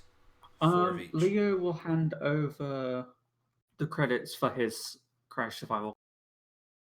That's at cost before the markup. Yeah. But whatever the markup is, Leo will include it.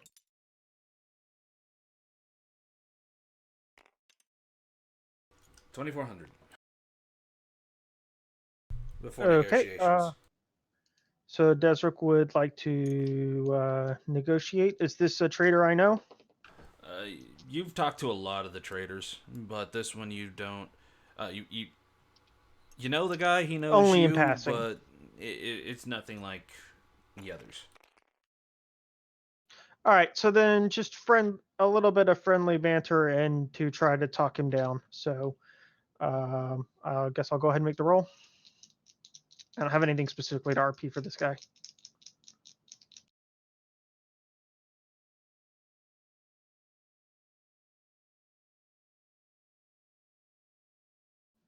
Four success, 1 advantage. 3 threat. How many leftover success? Or was that all you rolled? That's all I rolled. Okay, so you have 2 threat left over, and I have 4 success. So if we want to do the same rules as before, I think it was 10% per success, and then minus 3% per. Was it 3 or was it 6? It was 3. 3% per advantage. So minus 6 plus 40. So that's 34% plus my 25.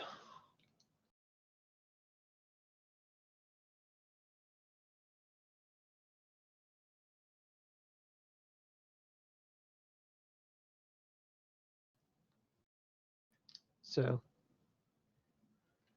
Should be a 59% discount.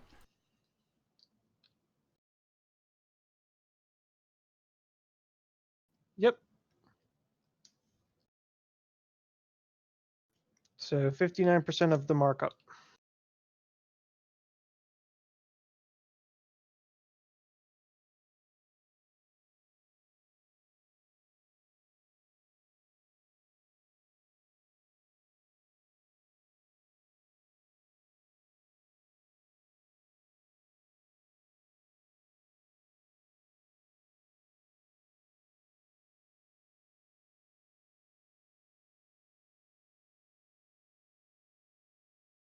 Sorry, what was the markup again?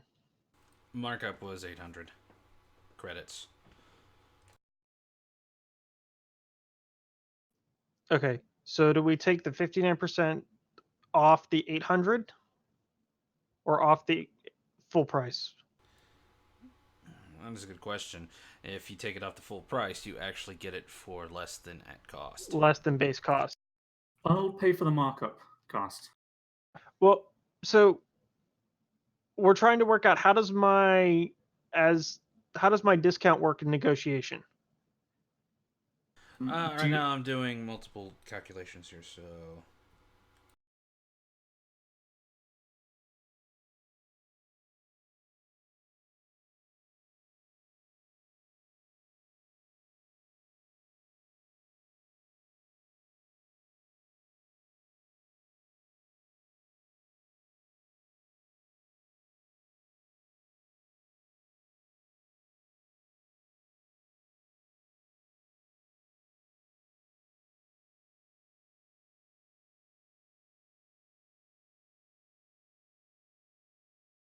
well, the difference would be 500 credits if it was against the total price versus just the markup price.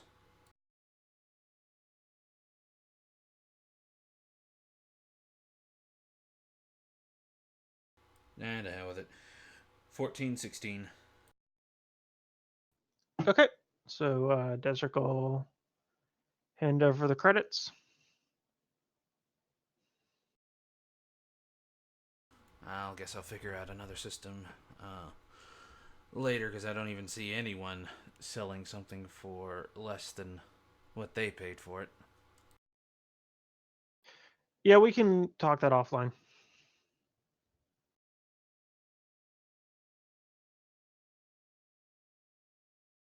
1415? Yep.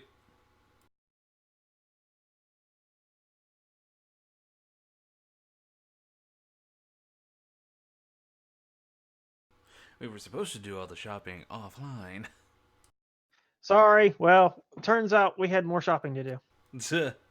You always forget something, and it's always right when you're about to leave on a trip. It's like, oh, we got to get this, this, and this. It's not. Yeah. Of course.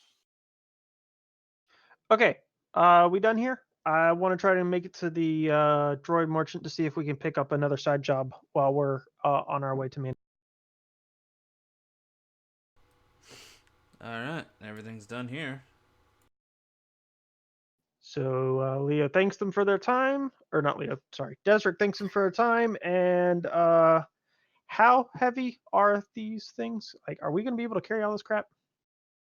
Encumbrance 5 for each survival kit. Oh crud! And 1 for each stim pack. Nice thing about these is the it gives stim you. packs are not a problem. Yeah.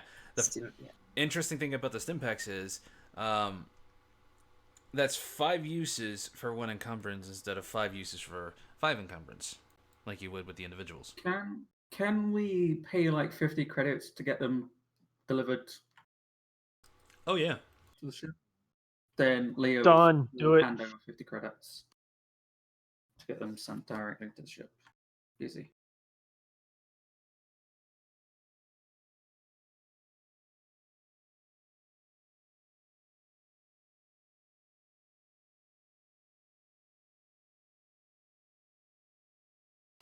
All right. So with that taken care of, they ship it straight off to the ship, and you guys are on your way to the droid merchant. Yep. So Desert will just real quickly calm Illy. Hey Illy, we just finished up at the merchant. Some packages should be arriving. All right, we'll keep an eye out for them. Thank you for the heads up. Yeah, no problem. Coming in the gear is some crash survival kits. Please distribute those throughout the ship. All right. I've got a line on the medical supplies here, so they'll be delivered in short order. Ah, very good. I've got some personal stim packs for each of the crew members as well, so those will also be delivered. Perfect, thank you. Did you happen to pick one up for show? Uh, I only no, I didn't. 4 for each. No, 4 total. yeah, we only expect 4. No, I figured her mother should be in charge of administering any medicine to her. Probably not a good idea to give a kid an individual stim pack. They're 5-use machines. Fair enough. I'll make sure she's aware of how they work in the event that she does have to use them. If something happens to me, Yeah, let's just hope we don't get to the point where I'm needing to be patched up by a 7-year-old. 8, but agreed. Sorry, 8-year-old. You get my point. I do. All right, we're headed off to the droid merchant. I've already picked up one job. Oh, and you're gonna like this part. The job is on Mandalore. All right. I'm I gonna try honestly and wasn't expecting to get that far out of the way, but I'm all for it. I thought you might be. We're gonna try and pick up one more job on the way to Mandalore. We'll let you know if we find anything else. Should be back to the ship shortly. All right, we'll be ready. Oh, one last thing. Any word from Pith?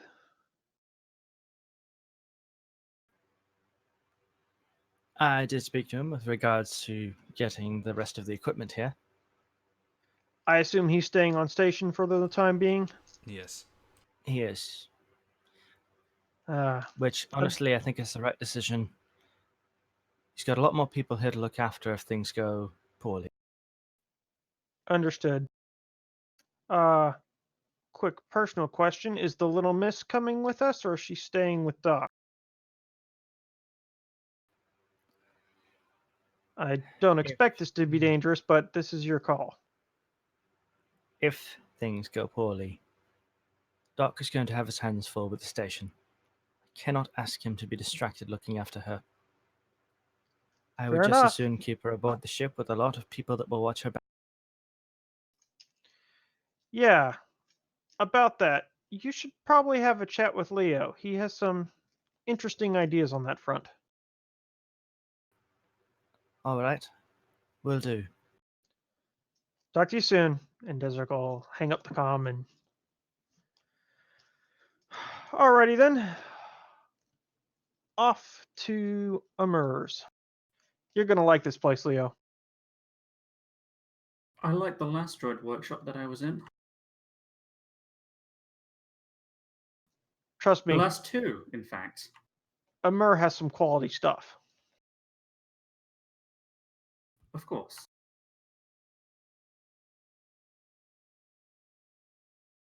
And let's go pay the droid merchant a visit. It doesn't take you long to get there. As per usual, his shop isn't as crowded as most of the others. It seems to be when people either need it or specialists going there. As you walk through the door, you don't see a Mert right away. But you do see him like coming out of one of the doors leading to the back with a large crate in his hand. Desric will kind of flag him down. Amur, I brought friends.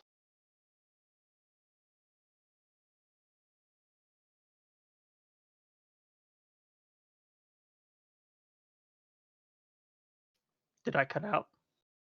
No, I had to DM. Okay. He kind of stops, turns to the side, and just kind of looks around. Desert. 1 second, I got this for a customer. No problem. He walks over. They begin, a quick chat. The customer looks into it. Does seem quite pleased. Exchanges a data card and a handshake with Amert, and off he goes. And Amert starts coming to you. Desert. Desmond. How can I help you today, huh? Hey, Amr, I thought I'd come introduce you to Leo. Leo is the reason you have so much of my patron. Ah, good to finally meet you. An LE4, an LE series droid. Don't see those very often anymore. Yes, unfortunately so.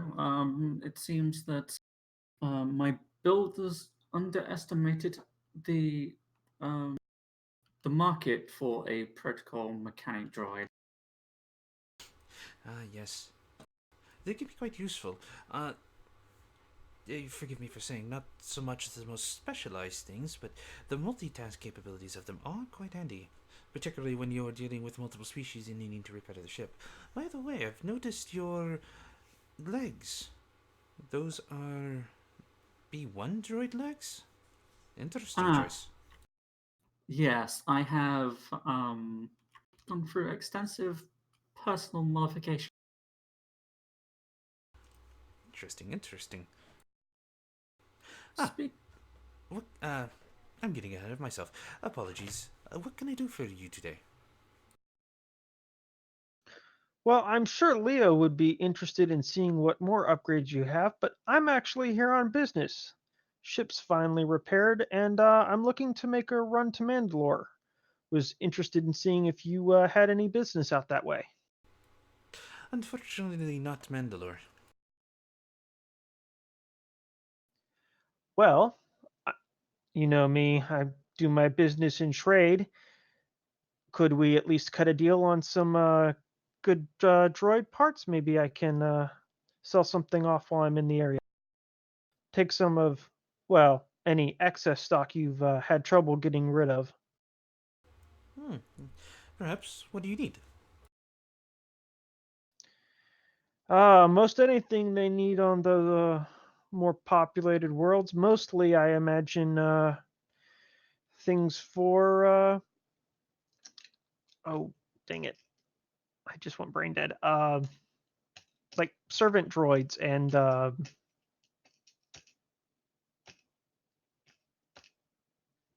I don't know what I'm trying to say. Just basically like common components they would need in any major core world or populated Oh, like behavioral sector. circuits.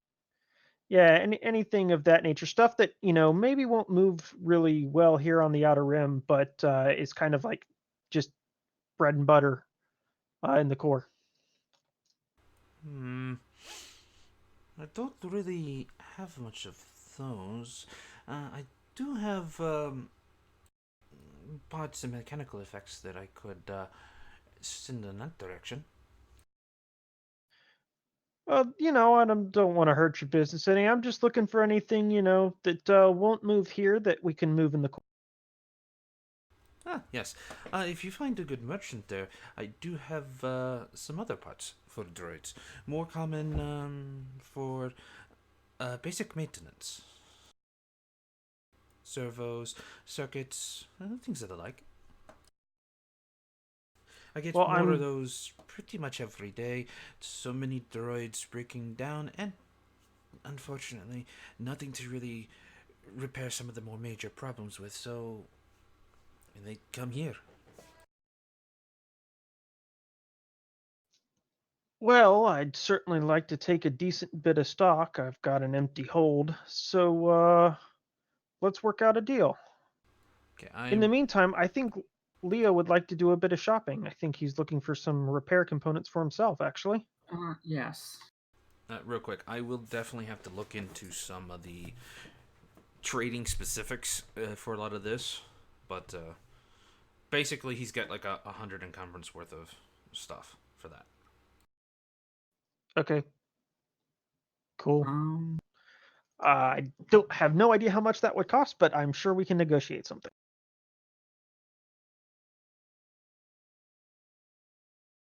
yeah, the things that Leo was looking for is the emergency repair patches. Maybe enough of like five, because they work in the same way that stem packs work, Well, slightly different. with slightly less healing capacity. Yeah, but I don't think they reduce the amount of stuff that they repair. Yeah, it's Um, 3. They always repair 3, but they can only be used 5 times, just like health packs. Yeah.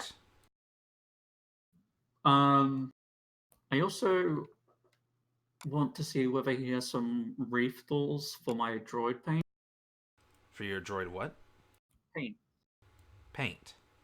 Yeah, a while back when I was in a droid workshop, when I got my legs, I asked them for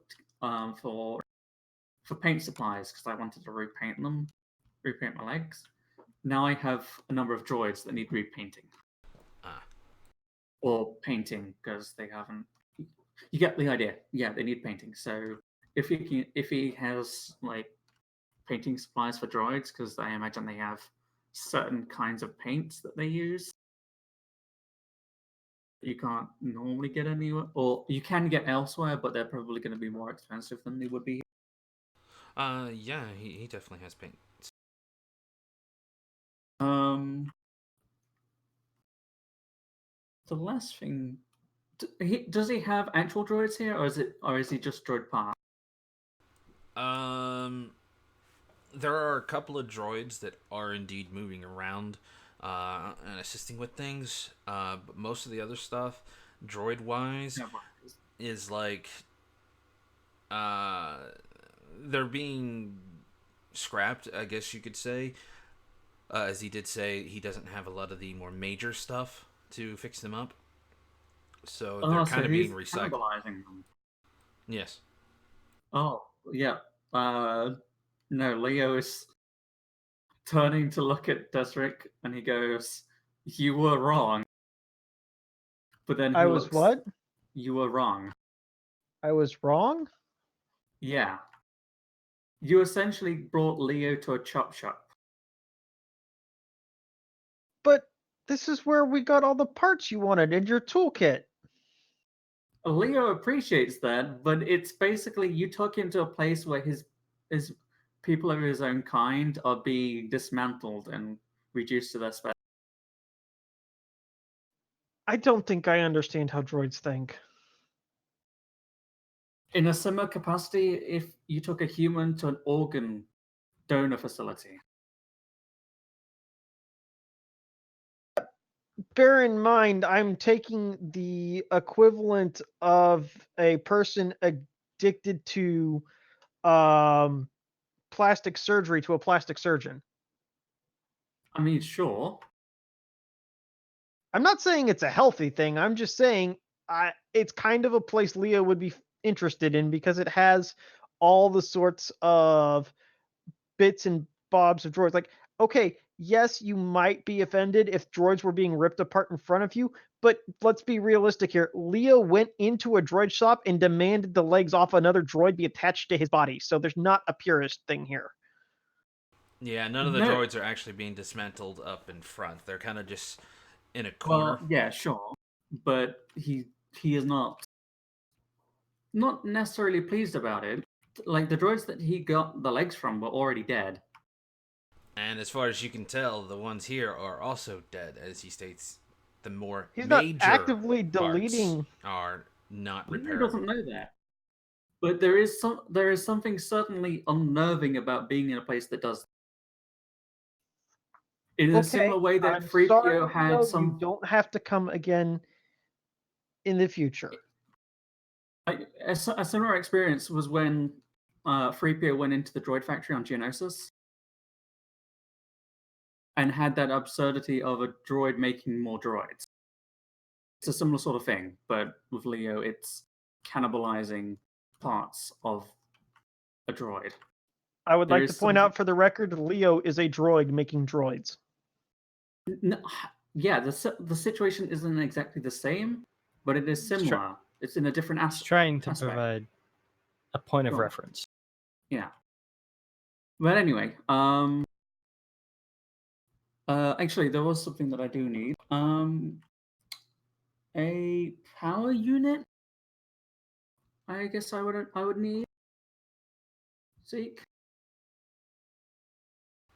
Okay. I do not know So- what those would be running in cost. I mean, probably not all that much. It's Yeah. basically he's just asking for like a Specialized battery. Yeah. I'd say I about was gonna say 400 credits.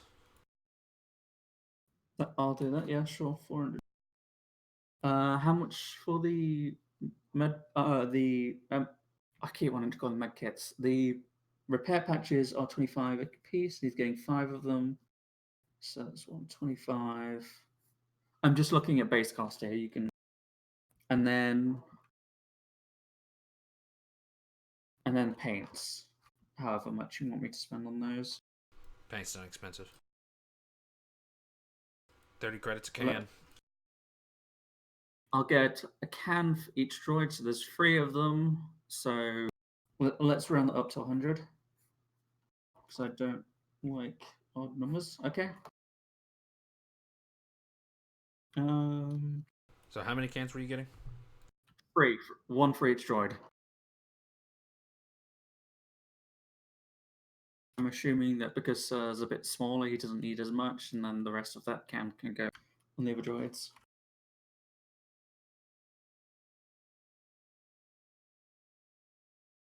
Otherwise, that HK droid is going to be a bit of a patchwork. All right. He gives you the number 378, and he does make mention of your usual discount. Sure. I'm not going To Desert. bother negotiating. Yeah, I'm not going to bother negotiating for it. Though, overkill.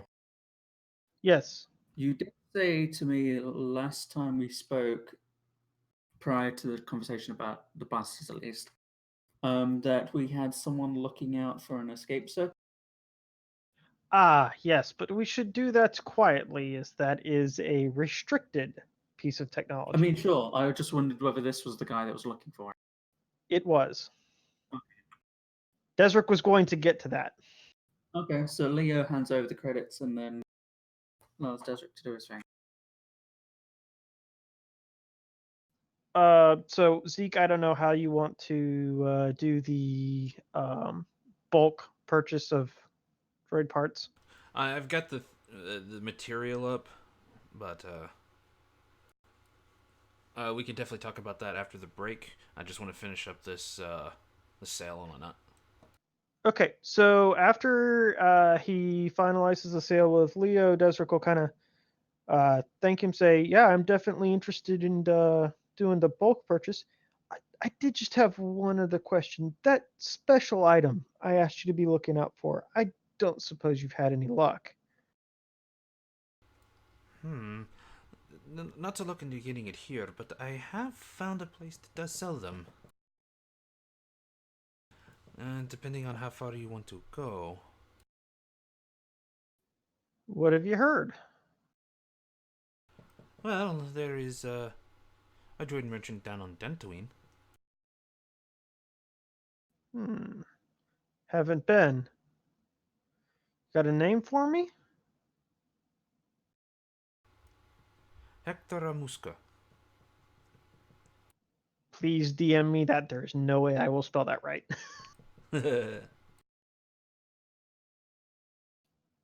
I'll keep it in mind. Haven't been out that way in a little bit, but it's not too far from Mandalore. I might make a stop. You may actually get more of a price for the droid parts down on Dantooine than you would Mandalore. They're always in need of parts, particularly not just for droids, but more specifically for machines, farming equipment, things of the like. It's an agricultural world. Ah, a little out of the way then. That sounds just like the ticket. Cool. So that we're not spending a whole bunch of time RPing it, let's just say that they strike the deal for however many parts Desert can afford, and we'll handle that during the break, and let everybody go on break.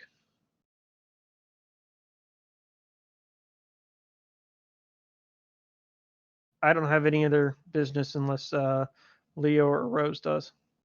No, I do not. No. No.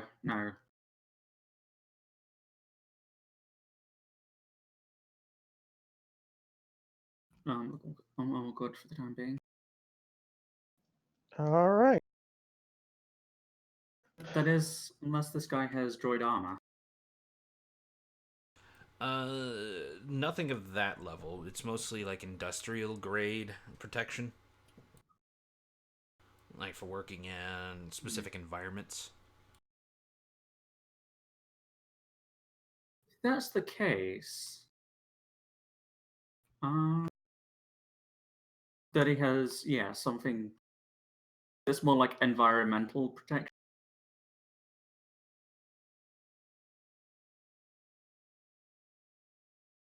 What type of environmental protection are you Uh, looking for? Well, anything that has like hard points in terms of armor. I'll have a look and then I'll get back to you if there is anything. Okay.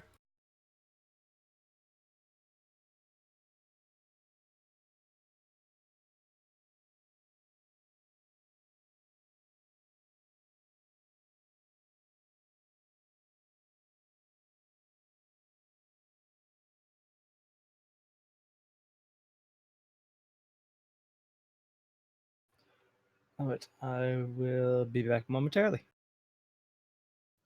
All right, cool. If there's nothing else, we'll take a quick break. Zeke, did you want me to stick around the beginning of the break or just try to come back a little early? I'm actually kind of reading up on that right now, so we'll tackle it as soon as I get it. All right, no worries. That, I'm gonna go get me some more coffee. All right, no worries. If it's okay, I'm gonna step away for a minute. Sure. All right, be back in a few.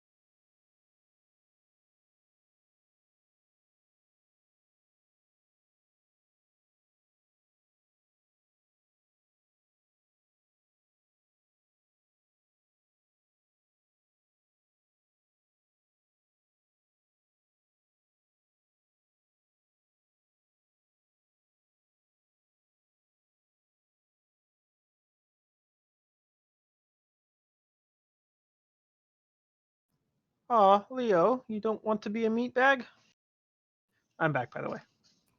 Well, it's more that a lot of those like environmental gear stuff basically like requires Alright, you back. to be vulnerable to gases. Yeah, the only stuff droids really have to worry about is like corrosive oxidation. Yeah. And there are some of them that actually do that, but the only other benefit that they have on top of that is the breathing apparatus gear and that sort of stuff. But even then, it's like Yep, not I'm super useful. I'm sacrificing soap for that, for the potential of being in acid, Yeah. which is fine. I would just rather take the soak or the defense ratings, which none of them seem to have. Okay, is Zeke still around? I don't know. He may have taken off if he figured out the how he's going to do the bulk purchase stuff. He did say something about going to get more coffee, so that might be where he's going. Yeah, I suspect as much.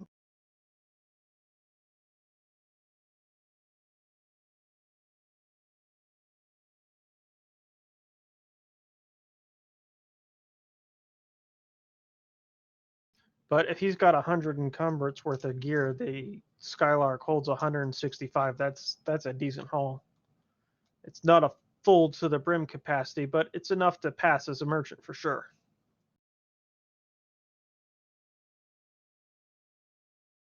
Certainly, it'll fill the forward cargo bay and probably fill up Rose's area as well. We should probably try and No, keep not my engineering and the I med bay forbid as free anyone as putting possible. cargo in my area. Rose, it's my ship. Bad room, bitch. I have a thing. But you want to fight the blind person? I don't have to fight you. I can just leave you here. Or, she could make all the cargo float around the bay. Don't feed And the damage the ship. Rose. I'm just saying, it's good practice. Yeah, she's had enough practice on my ship. We must have new dents. No, we must not. Okay, so taking the subject that we had on before the game session regarding the Wizards of the Coast Star Wars game, they had rules for this. I don't know if Zeke wants to do that. I think there is a little bit in the book about trading like bulk sales and like selling them elsewhere in the galaxy. But in the Wizards of the Coast book, droid parts were 2,000 credits per metric ton. Okay. How do we convert metric tons to ranks encumbrance? Well, Good there question. is that. But there's also, I don't know. I mean, if you base the numbers off of the sort of currency they were using in, the first three films, where 17,000 you could almost buy a ship, I think it's safe to say that There's been some inflation. money-wise, we're doing okay. Oh, here we go. Cargo capacity for the YT-1300, according to Legends, is 25 to 100 metric tons. And this is saying 165 units encumbrance. Also, bearing in mind, we also have another shipment. Oh, yes, you're right. We can't actually probably fit. I honestly wouldn't worry too much about trying to figure out the conversions, particularly at this true. point. It's I mean, if it carries, abstract, yeah, it's not meant to be a pound to pound or kilo to kilo, whatever. It's not like that. Yep. So But yeah, we've got one of the cargo bays probably full up with that one shipment. The other shipment is going to have to go somewhere.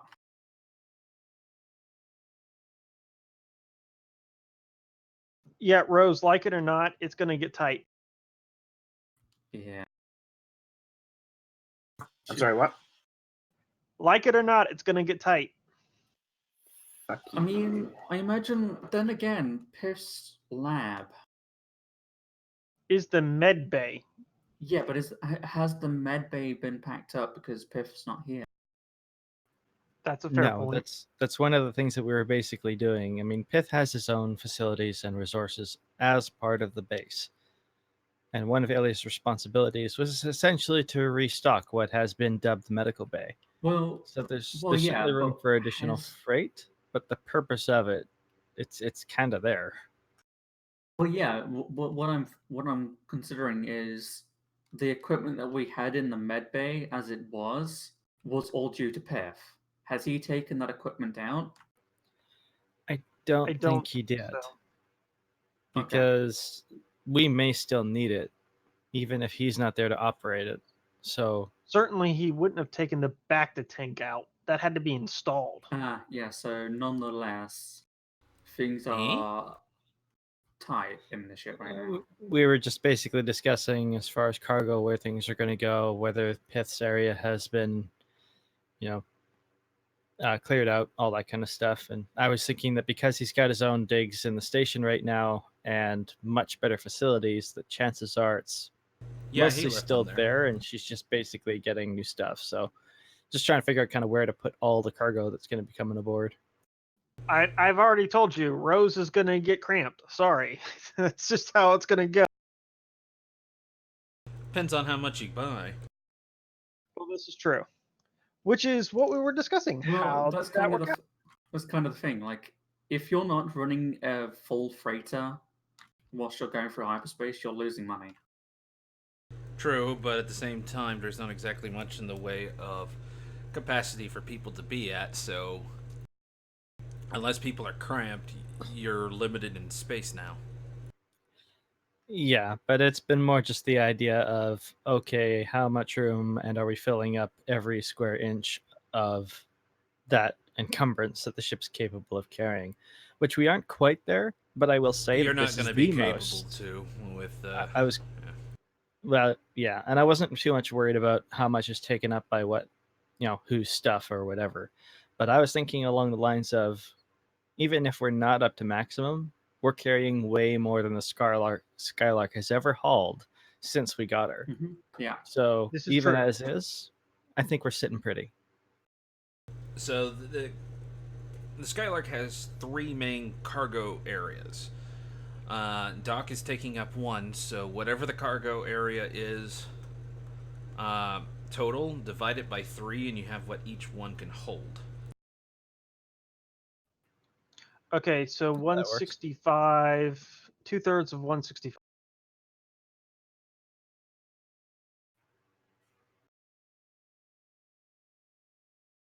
Each is going to hold about 55 encumbrance. Yeah.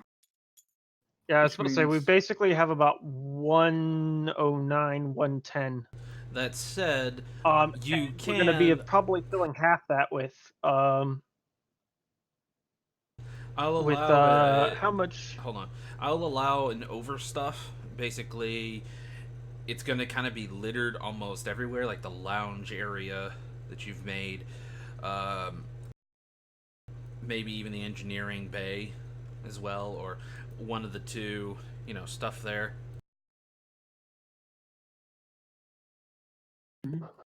Um, I have a quick Yeah, if we get in And let's face it, combat, Desert, you're though. probably going to have a few smuggling. Oh, yes. Guys, check the chat. Yeah, I saw it. Check this one. Oh, dear. Tough, you're Okay. horrible. We And had yet, found. somehow, Desert needs to be studying this. Had we found? We had found smuggling compartments on their ship before, didn't we? Because you found the robes in the. Desert had, yes, he'd recovered some blasters. Those were from a small compartment, I think, in the in the cockpit, but they're in the crew quarters. We found the rogues as well. So there's a few little odds and ends, but yes. Actually, I don't think that was a smuggling compartment. I mean, we'd have to go back and check, but I was fairly sure that we did find certain things in the smuggling Yeah. compartment. I haven't got the as I captain recall, it was skill, so that skill as I tree allows me to recall. do. Well, this isn't your ship technically. It was Warwick's originally. So if he's got smuggling compartments and you stumbled across some of them, and I think that's basically how it came up I initially. thought it's my ship now. It is your ship, but yes, it was Warwick's ship. but it was his. Yes, So whatever yes. he did to install those systems, and then the idea is you know your uncle well enough that, well, he might put something here. Oh, look at that. That's how it originally came up. Yes.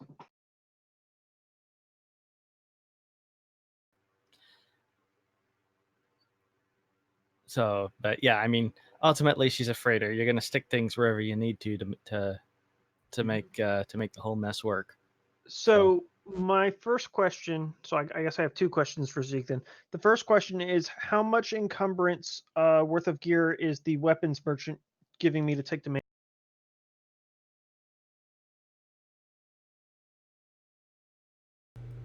He doesn't have too much, so only one compartment worth 55. 55? Okay. So without overflow, I have 55 encumbrance free to buy from Amur. I could maybe, and this is kind of on a GM basis, I could maybe overstock to, what do you want to say, 70, 80 encumbrance? Dang it, Lance. And that's what the bell is for, Zeke.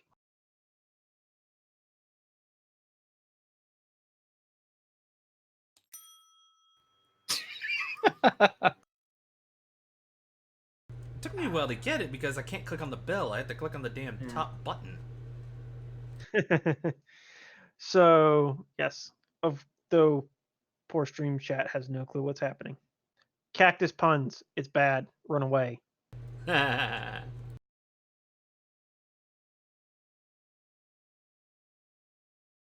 So Actually, how much to strike a deal for? Hold on a second. Lance, take that image and post it on the board so we can show the chat. I was just thinking that, yeah. It's actually not.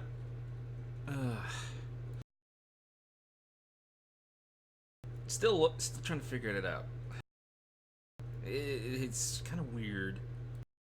I need to do something with the rarity between where you're buying and where you're selling it, which makes some sense as it does affect supply and demand. But it's just weird how it words it, and I don't understand. So There you go, with the title.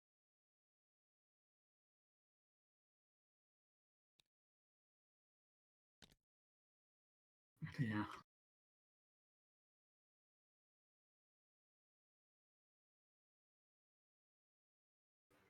This is what happens when we have breaks. So, for the sake of my own sanity, Overkill, are you buying these spare supplies from the droid merchant? Yes, I'm buying them to sell at a profit somewhere else, Okay. or potentially a loss if I really hose it up. Can I do maybe a knowledge outer room to see how profitable it would be on like in terms of like stocks and trades and stuff? well, considering that you're not the most of a trader, it's going to up the difficulty, but yes, you can. Okay. Since I am a trader, can I make the same check? I do believe Warwick has pretty much left you, or not Warwick, but your parents have pretty much had you stay in the core, and only Warwick really took you out of that. Instead of a difficulty increase, it'll be a setback. Oh, I was going to argue for an advantage because I'm a merchant and I've been trading for the last several years of my life. But okay. Nice, nice. That's pretty good.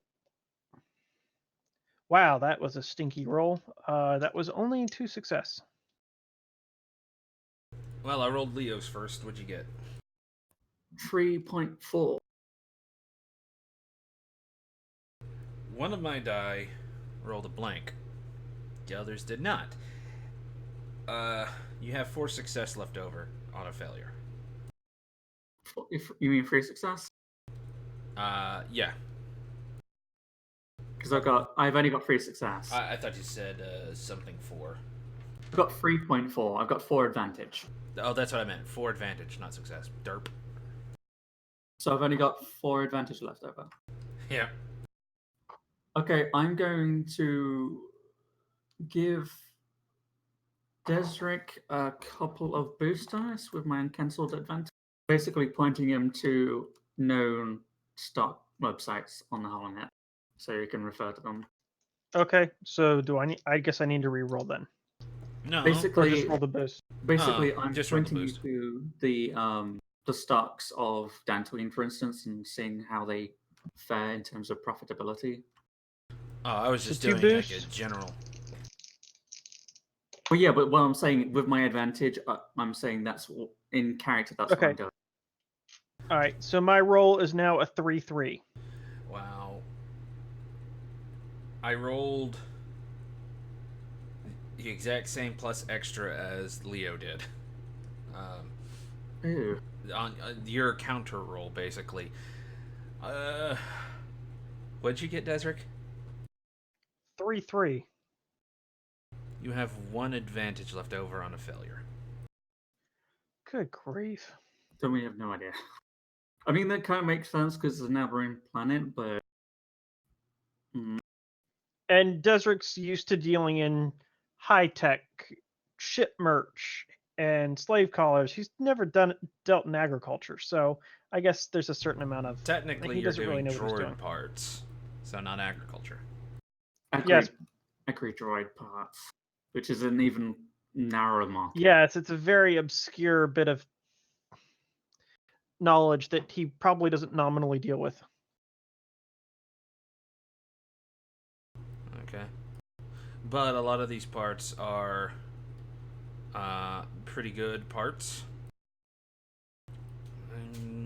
There's no actual anywhere saying how much these parts are worth, so I'm probably gonna make them like $1,000 per an encumbrance as at cost. Whoa. Really? That's pretty rare droid parts for $1,000 per encumbrance. Standard droid parts is going to be like 300 to 400 per encumbrance. Like 1,000's like a rarity 8 piece of gear. No, this isn't that level of gear, and I'm calling it per encumbrance. So it's more like just a bunch of parts put all together, kind of deal, like a pile. If you think about it, a circuit board isn't going to be a full encumbrance. Same with wires and things like that. It's high tech Yeah, but a stuff. pocket knife and a stim pack is 1 encumbrance. 1 encumbrance is something I can hold in my hand. That's an awful lot. Keep in mind, the system is meant to be abstract, Yeah, so there's no direct conversion. yeah, it's a little wonky with a lot of that because how much? Let's say you have like 5 encumbrance at the base with 2 brawn. That's 7. Are you saying you can't hold more than 7 knives in your hand? Just little pocket knives? Well, according to the rule set, yep. Exactly. It's a little wonky.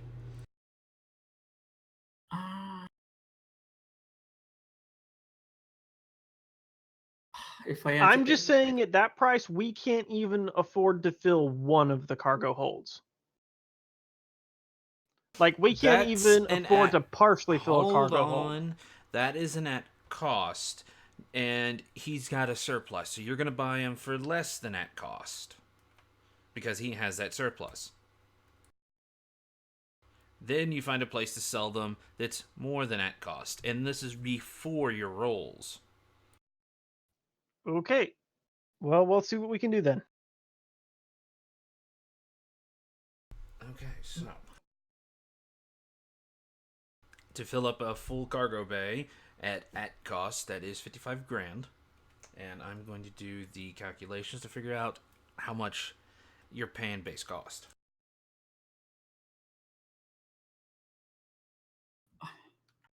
If we had more time between now and getting to Dantle, I could potentially I could potentially increase the value of those droid parts dramatically. Actually, Desert, roll your negotiation. I would flip a destiny point to upgrade Yeah. Let's flip a destiny point, and I'm going to decrease the difficulty rather than upgrading my roll. Okay. Flipped it.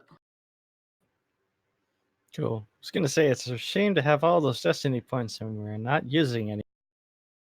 Okay. Yeah, Okay. it's freaking huge. I have. Crap. I decreased the difficulty so I can't use one for a reroll because that roll kind of sucked. That's a 2-3. A 1-2, so a success with one advantage. Okay, well, not terrible then.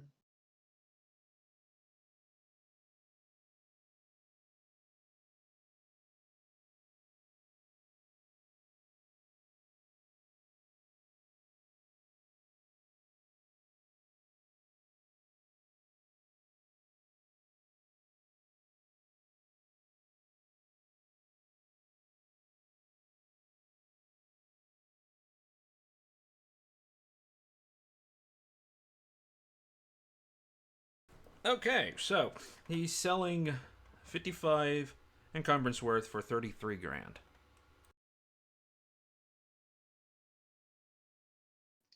Okay, party chat here. Desert's got 8K on him. I've got I 6. have Actually, maybe a 7. little less. We have 50K in reserves, but I don't want to touch that. Okay. Above board, you know that Leo could do an awful lot with those droid parts that could vastly increase the amount of money those droid parts are worth. Speaking of which, because of your roll and the fact that he has a surplus, that is 40% off the at cost price. Wow. Yeah, that's a cut. That leaves room for a fair bit of profit.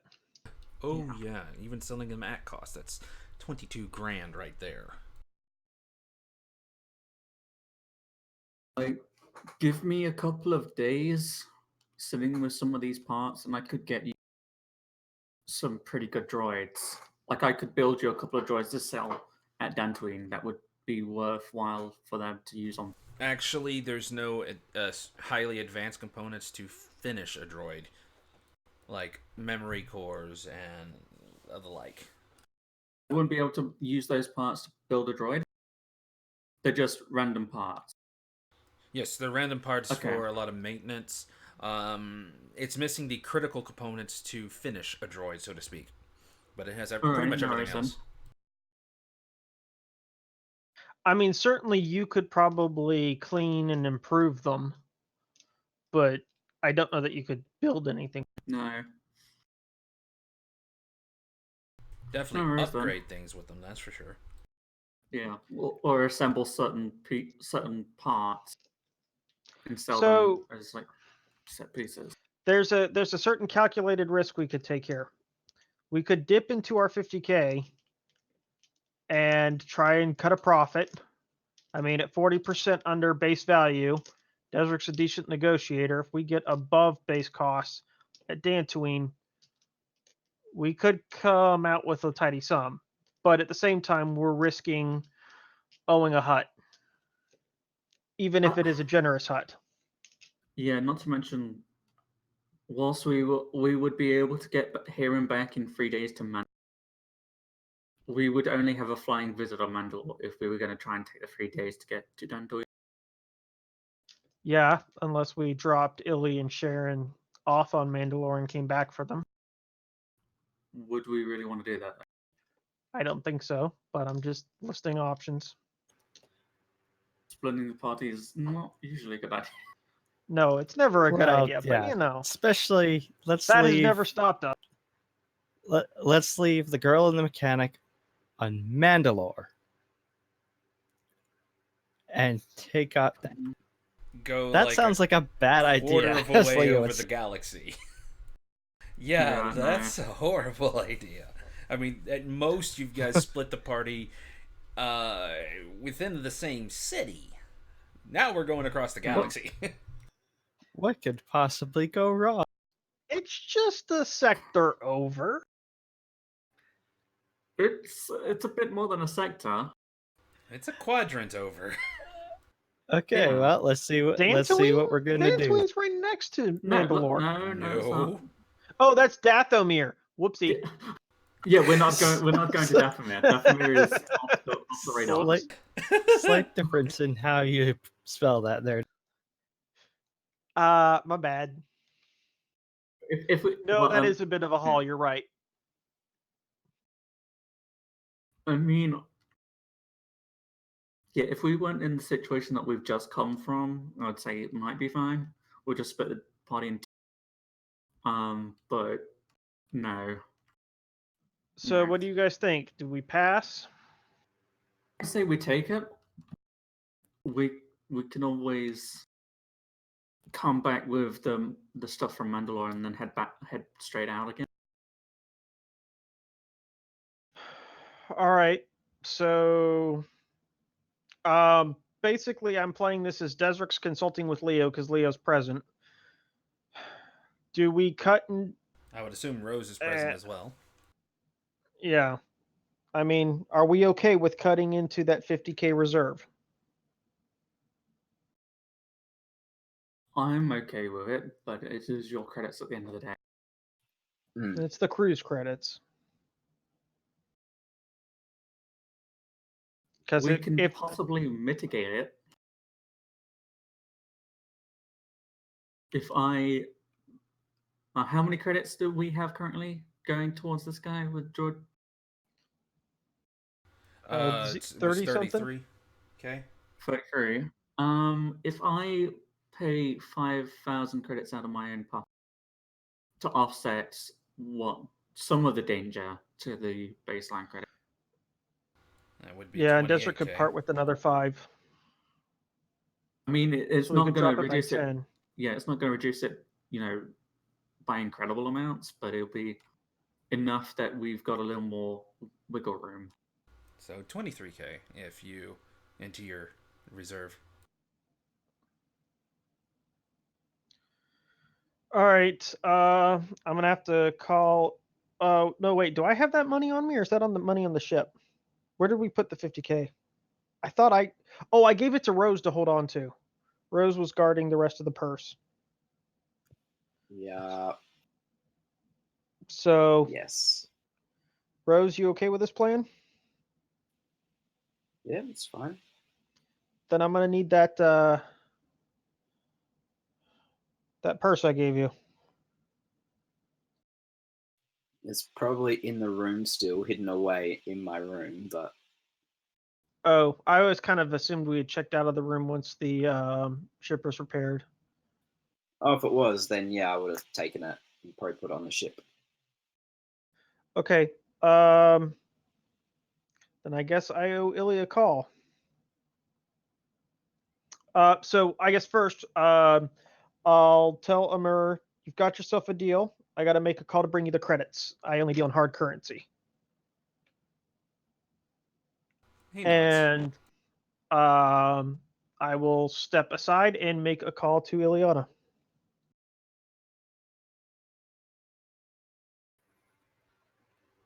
Yes, it's Illy. Go ahead. Hey, Illy.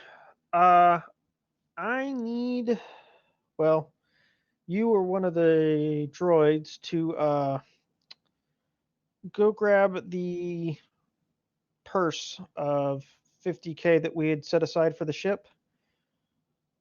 We are striking a deal with a droid merchant to buy some parts. It's a bit more than I had anticipated, but he's selling at a pretty deep discount. We can make a fair bit of our money, not only make our money back, but turn a pretty good profit. All right. Is this the same 50K that you have set aside as our safety net? Yes, unfortunately, I'm putting up 5K of my share, and Leo's putting up 5K of his to try and offset it, but we still need another 23.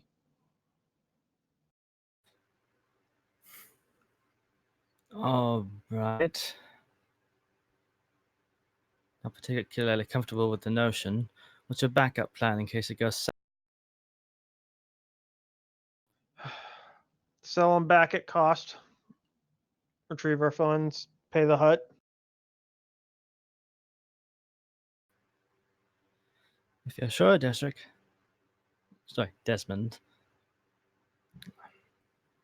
Yeah. I remind you, we're going to be running through some pretty tightly controlled and contested pirate space.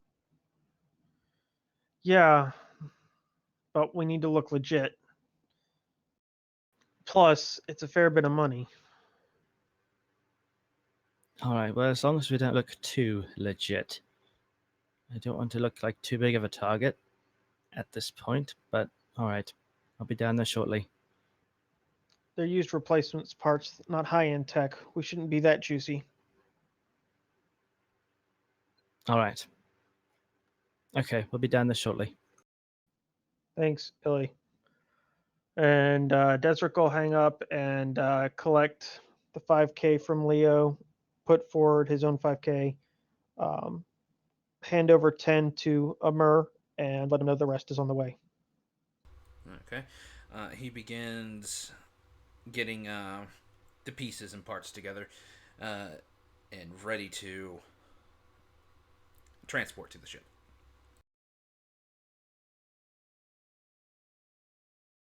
Okay. Yeah, so at least when measuring a straight line, Dantooine is 3 times the distance than Mandalore is currently. So it's going to probably take us a full day to get there in hyperspace, if not more. Also, if you look at the route, it does zigzag a ways. Oh, yeah, Yeah, it's absolutely. winding for sure. But I was just estimating. So to get there and back is going to take at least 2 days. So we need to run to Mandalore, run back to the station, then run to Dantooine and back to the station again. Yeah. And not to mention, this will build up our profile as being a legitimate transport if we're doing multiple runs in and out of the station. Multiple runs in and out of the station, and we could potentially even take 2 different routes in and out of the sector to try to scout more of the region. Mm-hmm. Like, take the most direct route to Mandalore, but kind of maybe take the long way to Dantooine to ensure that we scout more of the area. Yeah, at least with the droid parts, there isn't time sensitivity regarding that. Yeah, we're just turning our liquid. We're unliquefying assets. I don't know what the economic term is, but we're taking our currency and we're turning it into assets. Investing. Let's go with that. Sure. Also, something to mention: when we're heading to Dantooine, I will do some extensive research on the Holonet regarding Dantooine trading processes and cultures. See whether we can get an upper hand. Yeah, remind me while we're on Mandalore, there is a merchant computer or a merchant data pad. It's not super common. I don't think it's something they'd have out here in the Outer Rim, but a system like Mandalore might stock them, but it gives me advantage to those sorts of roles. Okay. So much strategy with just trade. If you don't strategize in trade, you get screwed over. Yeah. Yes. It's kind of a boring thing, but it's a very legit way to make money if you do it right. Okay, Actually, now I that found it we've interesting. Correct me if I'm wrong, but Ellie has an additional 5 grand herself, correct? You were given a 5 grand share. No, you were given a 6 grand share. What you've done with that, I don't know. Okay. Well, we can probably puzzle out how much went into the medical supplies and whatnot. But she's going to contribute the rest of it to try and offset the cut into the safety net. So we can probably figure out the specific numbers. I'd advise you not to make your character broke, just in case you need something in an emergency. You mean like everyone else is? Even at giving up 5K, I'm keeping about 1.5, 2K in reserve. Okay. Well, you can make that suggestion when she gets there. She's going to bring her funds along with the safety net and meet you By at the way, what medical components? Well, we didn't really go through and get a specific thing, but essentially her plan is to stock the medical area for what may be needed for this trip. Oh, you did and since we contact don't, Pith. yes, so since we don't have Pith for this trip, the idea is she's going to kind of make sure she has what she's likely to need for the trip. But I didn't want to take up stream time trying to puzzle that out with everything else. Okay. So yeah, she'll bring the safety net along with her own credits, and then you can talk her out of being silly when she. Okay. So it's about a 20-minute travel time, but you finally reach there.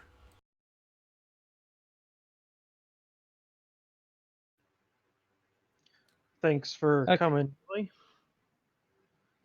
No problem. I've also brought what I have, so it's a little bit less out of the net funds. And Desric will, in a more hushed tone, tell you, "And how much is that?" All of it. About 6,000. Why? As a mother traveling with a child, you ought to leave a little bit of safety net for yourself. I'll accept up to 5, but you keep the rest. Fair point. All right. Let's just make sure that this particular gamble doesn't lose anything. All right. It's not gambling, Yilly. It's trading. It's legit business. And yet just as risky. Desric feigns mock hurt, puts his hand over his chest. Miss Sabre, I do believe you just doubted your captain. Not at all. I've run freight for many years, don't forget. Ah, fair enough. So with Illy's, that's 15 out of personal stock, and that would leave 18 to come out Yep. of the reserve. Which is Okay, a lot better. so sorry, what was that? Which is a lot better. Yep. Okay, so Desric will take the appropriate amount of credits and turn that over to Amur, and give him the give him the docking bay for where to deliver the components. He takes the money, shakes your hand, confirms that. Good luck on your way, Desert. Be careful when leaving the system, obviously, the pirates. Yeah, he knows me as Desmond. But Yeah. yes. No worries. Of course, Amur. Always good doing business with you. We'll be in around station again in a few days. We're making a run to Mandalore and then to Dantooine. But like I said, we'll try and find that special item. But do keep your ears open. We're always interested in unique items, as Desric motions to Leo. Ravenous appetite, this one. Indeed. As always, I'll keep my eyes out. And Desric will turn to go. All right, crew. As soon as we are loaded up, we're good to go. Miss Sabre, when we get back on board the Raven, I have some work for you. All right. Let's see what you got. Okay. At this point, we have RP'd a lot of kind of mundane stuff. I am, if everybody else is cool with, talking about what we want to do in hyperspace and then just fast traveling to Mandalore. Yep. I know poor Rose is bored out of her skull right now. Oh, yeah, Can't really do much, but she's taking the No. back burners. It's a little mundane, but I hope this is going to get us set up to do some cool stuff on Mandalore and Dan.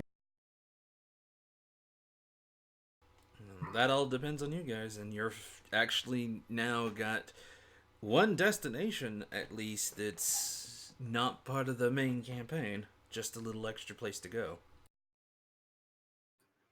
Yay, side quests. Hey, side quest! A Woohoo! player-made side quest too. Either way, Hey, you should be grateful. Oh, for almost a year of playing this, and this is our first real player-made side quest. You're doing pretty good. I still got a lot to learn too. Either We way, could have gone way off with the storyline by now. yeah, but I could have easily got you back on track. Anyway, All right, so, uh, as you are back in the Skylark, Raven at this point, Rose, you do realize your bunk is pretty full. I take the couch. And the rest of you, you're in your places on the Skylark. You've got the green light to leave. Desiree, you get the ship on and you get her moving. She's moving quite well.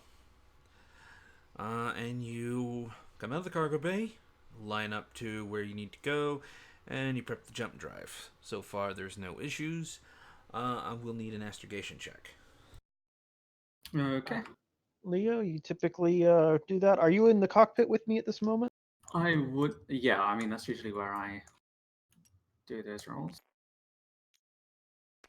Yeah, usually you fly co-pilot until we're in the black, and once we jump to Leo- black, you run. Yeah, Leo is going to come to Sir to get onto the main computers and assist with the astrogation check.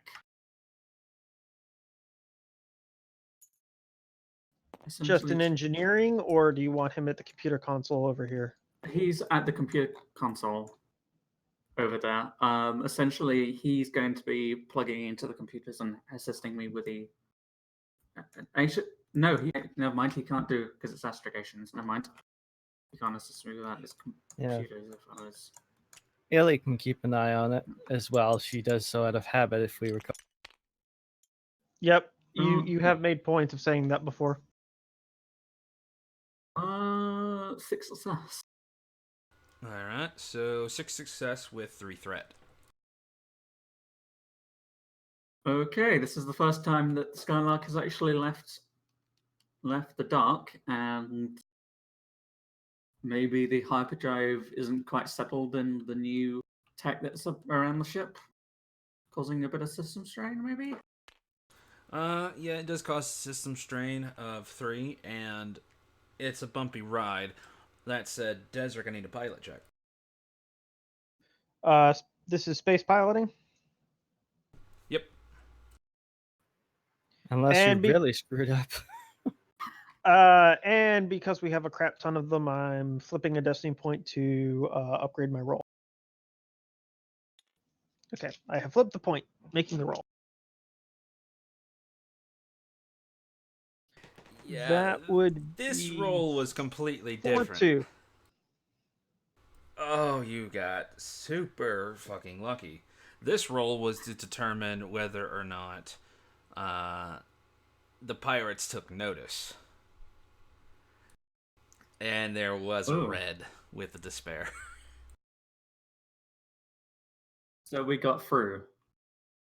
He succeeded, so yes, you got through. But Desric, you did notice the same signature on the Nighthawk trying to form around your ship, but it seems like they were at a distance. How much? How crap. much advantage did you roll? I didn't catch that. Sorry, 2 advantage. All right, so you got 1 advantage left over on a success, but there's still a despair. That was the fact that they detected you and were actively trying to capture you. They failed, but that's destabilized your warp a bit further. You've slowed down. Usually it would take an 8-hour. With Leo's rolls, that took it down to a 4-hour trip, but with the destabilization, bumped it to 7. Okay. Ooh, okay. So, as soon as they finish making the jump, Desert's gonna kind of look over to Leo. Well, if you wanted us to be bait, we definitely succeeded on that front. We just barely evaded their interdiction net. Leo is completely ignoring him and logging precisely where that pulse came from. All right. That would be a computer calling check. up to the cockpit. Okay. Sorry, Illy's Illy's doing calling up what? to the cockpit. Just whatever that bump was, it was not my fault. No. Remember how we wanted to be bait for the pirates? Yes. Should I be getting up to the gunwales? No, they're not gonna catch us today, but they noticed. Illy probably sees Sir moving over her onto the console and like start plugging himself to assist Leo. So I'm Okay. taking a boost from Sir. I Is have. everything all right, sir? He probably warbles at you in binary and says that he's tracking the. He's assisting in tracking the pirates. As I recall, Illy does not know binary the way that most other people seem to, so yeah, she'll just nod and He seems chipper about it though. Desert doesn't know binary either, so you're okay. Pretty sure Leo's the only one on the ship that knows binary besides, the other droids. Maybe Yeah. I'm with binary. Which is funny because the astromech also speaks binary. Watch Sharon knows binary, and it becomes best friends with the droids. Sorry, well on our way. After the result of the trial, I'll actually tell you what I came up with for the astromech. So I've got 4 success and 4 advantage. Flat Tracking. 4-4. Fat 4-4, yeah. No traps. Okay. 1 success left over with a threat. Wow. Nice. All right, so you found out a good general location. Oh.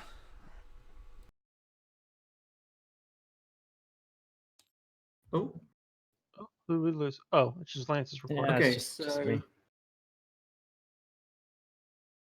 So I've got a general location, which is good.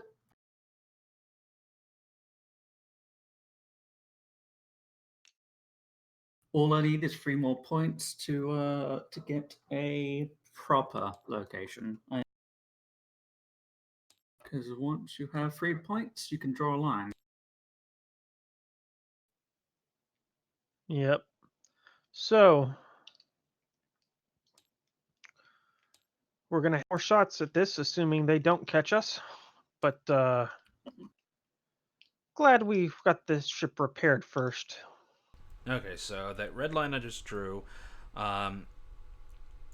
it did not come from there. Anywhere within that circle. It actually came a decent chunk out, but let's make another circle.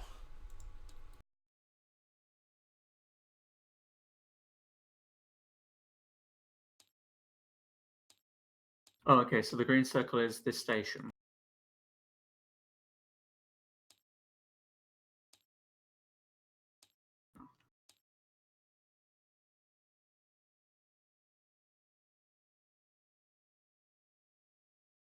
Came from somewhere in that region. Okay. You check your memory for info from what Borgil was saying and the others. These guys do a good chunk of area around this station specifically, but they seem to be capable of interdicting fleets at a good range. So you don't know if that's just where they were at that time or if that's where their interdiction net might be. I mean, I'm assuming that they are nomadic in nature, and so they keep moving around. They might have like an interdictor prototype on a ship, maybe. So what I'm thinking is, the more times we get a ping like that, the more times we can predict where they're going to be eventually. If they follow a Or pattern.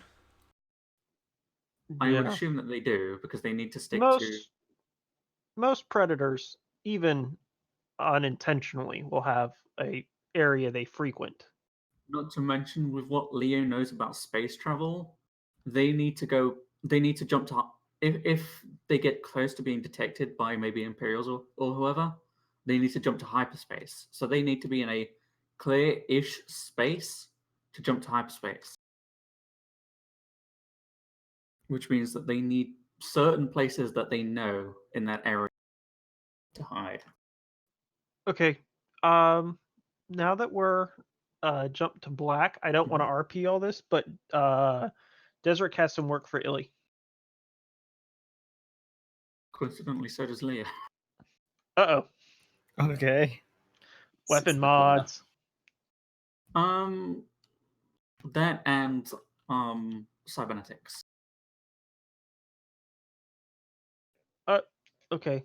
I Or would think cybernetic. cybernetics would be more up Leo's alley than. Yeah, but he Never can't mind. put a cybernetic onto himself. Ooh, fair point. True. All right. Yeah, we can either roll through that or uh, make a note of it and roll through off session. Well, I think the weapon mods don't take very long to install. I don't know how long cybernetics take. Well, if we're putting the paired weapons on, we don't even need to roll for it. We just need to take some time to put it on there. Yeah, it shouldn't take any longer than this jump. It's the modification options that you need to roll for. But Well, paired I know weapons one of my don't have mods has that. Mine don't, so. Yeah, as far as I know, the attachments you don't need to roll for. The mods you do. Yeah, straight, yeah. Yeah, which I did not know last time we did it. No worries. Either way, what would the difficulty be for Leo's roll? For the implanting a cybernetic, there is an adventure module called Beyond the Rim, and in that book, I believe the cybernetic rule was a hard difficulty, medicine that is. But given Leo's a draw, it would be Yeah, mechanics. so it'd be 3 difficulty.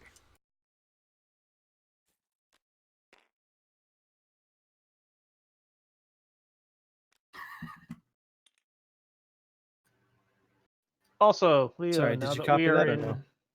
Copy what? hyperspace, Okay, so that since we have some to spare, I'm flipping a destiny point to increase my. Yeah, thank you. I've got something really interesting to do with these. yeah, I know. I'm scared that I'm even giving those to you. You upped your roll, Lance? Yeah.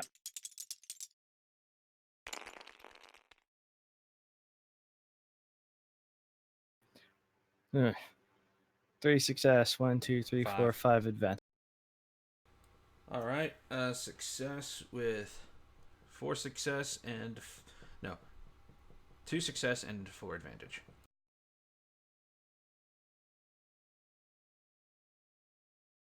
For advantage? Yeah, he rolled a 3-5. Sweet. I rolled a A 1-1.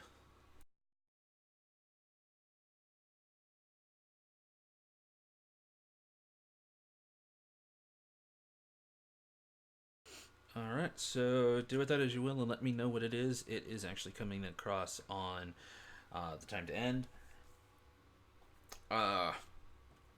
You come out of hyperspace. Again, the entire ride was bumpy. You get close. You're actually very, very close to the planet and the station. So much so that you're immediately contacted and said, YT-1300, you have arrived way too close to the station. Do you need any assistance with your systems? Desert will go ahead and answer comms. Apologies, Mandalore Station. We were evading a bit of pirates on our jump out. Understood. Any damage sustained? Nope, they missed us, but we're cutting the jump a little close. We've got business on planet. Request a berth. Hold for a moment. About 5 minutes later, they come back. YT-1300, please transmit your identification codes. Oh, shit. The only identification codes we have are for the Skylark, yes? You had some for the Raven, I believe. Oh, yes. Leah would have programmed them, yeah. Yes, for the program. Do you have a transpond? Did you reprogram the transponder itself?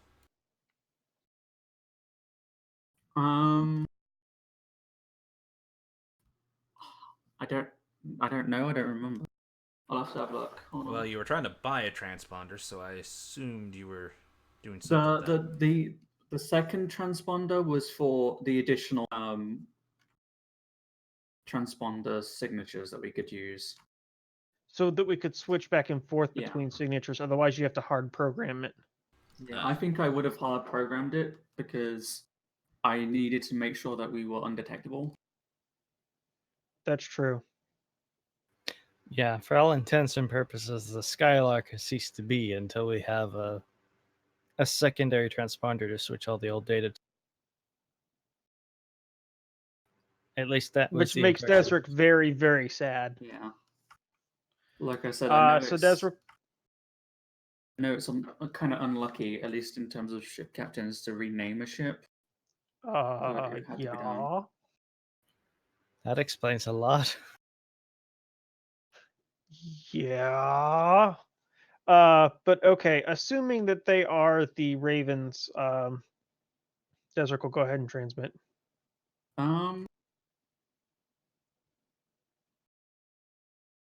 Yeah, I did. I've got my notes back from like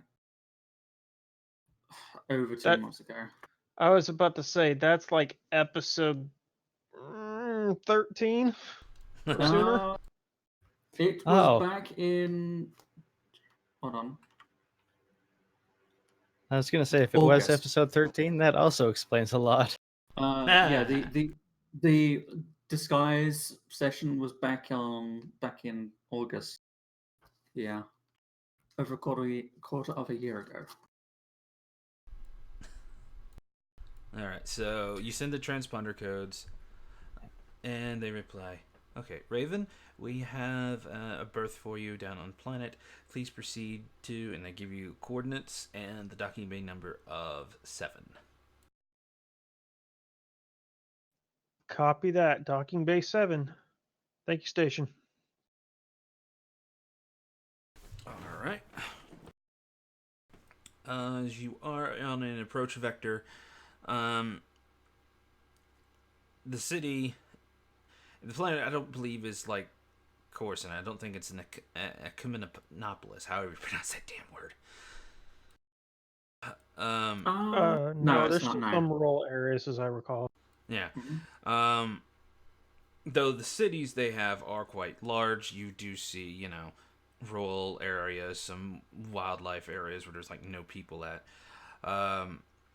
As you make your approach to one of the cities, You see the docking port not too far in front of you. It is relatively close to the capital city of the planet, but you're not landing at that location. You gently set her down, and you are. I went brain dead. It's fine. Well, yeah. Yeah, you set her I was down, thinking. and an automated response comes up saying, thank you for your thank you for coming here and welcome to Mandalore and yada yada yada. You guys have now landed on the Mandalore. Okay, so before exiting the cockpit or doing anything on station, Desric wants to calm up the weapons merchant information he got from Make sure they're in the right general area. It is actually in the next city over. That said, as you contact Ur's contact, he does state that he has a warehouse over there, and it'll be safe to transfer them there. He's on his way with, his end of the bargain. Very good. It'll take us an hour to disembark and gather our merchandise. How long to travel to the warehouse? For the size of the city, you'll need a transport, and it'll take about an hour. I assume we can rent one of those fairly easily at the space station. Very good. So we'll secure transport and meet you, and Desric's going to give himself an hour of leeway too, so we'll meet you in 3 hours. He confirms the location, but states it'll probably take him just a bit longer due to distance. Understood. So Desric will look over to Leo. All right, we've got 3.5, maybe 4 hours before we need to meet the contact to deliver Ur's goods. We need to get a transport, and I imagine Illy's got some sightseeing to do. Yeah, speaking of that, and Desric can probably see Leo getting his blaster pistols and placing them into hidden compartments in his, because they have an encumbrance of 1, and I can hide them on my person. In my person, I should say. Which is a little weird, but yes. Yeah. Oh, so for the weapon attachments, can I assume that the one that requires a mod, Illy would have done while we were in hyperspace? Or do we need to... I didn't think you were installing a mod. I thought you were installing attachments. One of the attachments has a mod, I believe. You can choose Okay, to have yeah. that mod on. Which, at that point, she'd have to roll for that mod. Yes. That said, she also had to install Leo Cybernetic. As well as, your So attachments. the attachment would have taken like less than 10 minutes. So, I mean, we could probably even do them in the time it takes to unload the ship. Yeah, I don't know what Leo actually got for his. My what? Oh, it's what? Oh, my cybernetic. It was the surge override thing that Desric got me. I just needed to have it installed. Yeah, Illy could definitely take care of the weapon mod before we go anywhere. It wouldn't take. So basically, on Desric's primary blaster and on the Model 53 he just bought, he wants the paired weapon attachment installed to both. And on the let me see. Hold on. Let me check the stats on my primary blaster.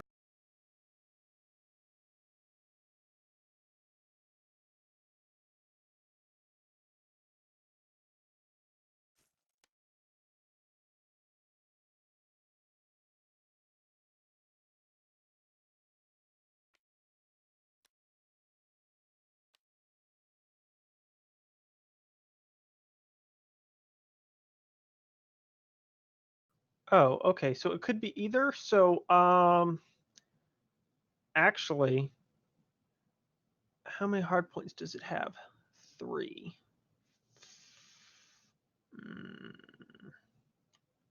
Yeah. So on the Model 53, Desric's gonna also have Illy install the enhanced exciter.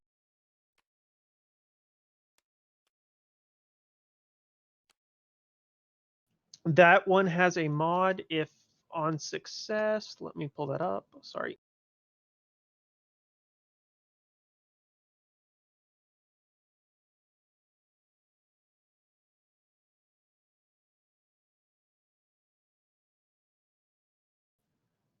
So if the mod is successfully installed, it adds Pierce 3.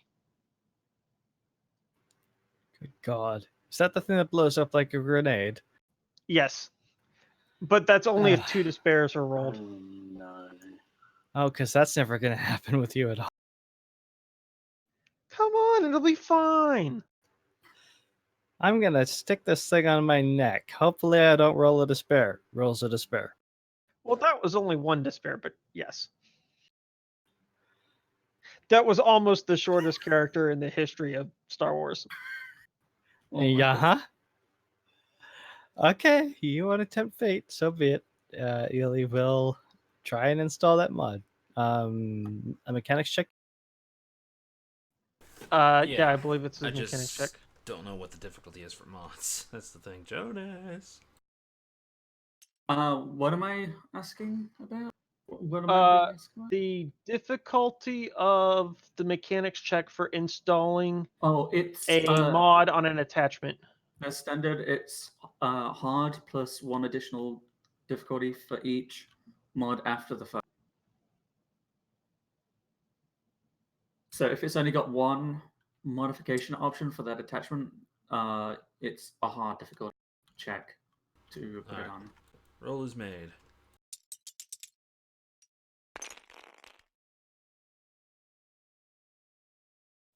Oh no, Ellie. God Oh. I think I'd like to flip a destiny point and re-roll, please. Dude, Please? that is not. Do you Yeah. have That was Reroll. That would have destroyed the Yeah. mod point for that thing too. Yeah. Jonas, what was? Don't you have master engineer or whatever it's master mechanic or anything like that? Natural mechanic? Hang on, let me double check. I don't know how far you are in your trees, that's all. Basically, it allows you to re-roll a mechanics check once per session.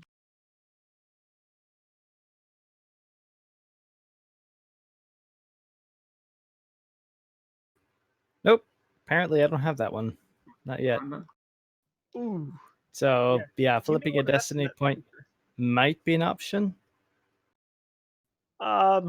Please. It's kind of an expensive attachment. Yeah. GM's call. You can. Okay, I'm going to flip a destiny point and try this again.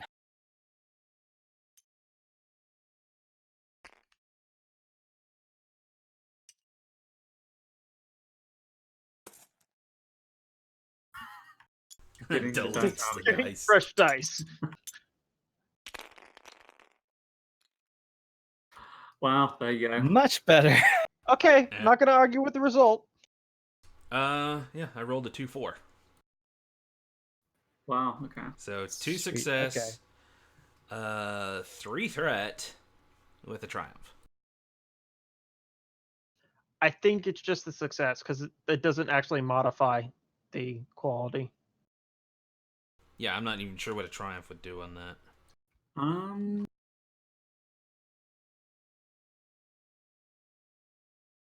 think that might remove the credits needed to spend on putting the modification in. I thought once you bought it, you didn't have to pay the credits again. No, No, to for do the the modification option, there's 100 credits that you need to spend on it to do the modification. Oh, for option? this one, it's I don't Okay. think he's talking about the modification component cost. It's just it costs 800 credits to do the modification.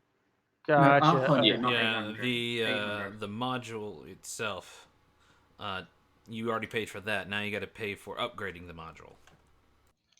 Yeah, I Oh, mean, for modding the module. Okay, yeah. there isn't any specific statement regarding the triumph, spending a triumph to do that, but that would be up to Zeke.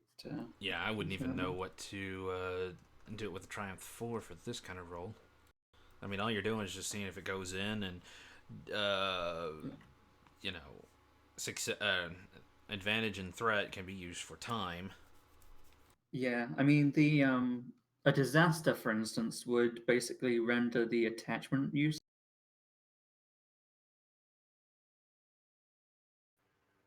Hmm. So it's up to you as to whether you want to roll it. We can do it like Uh, you to that. needed less parts than you thought, so it does reduce the price. How much did the base bond cost? 100, 100. just 100 credits. Yeah. So take 25 off. Okay, so I lose another 75 credits. Mm-hmm.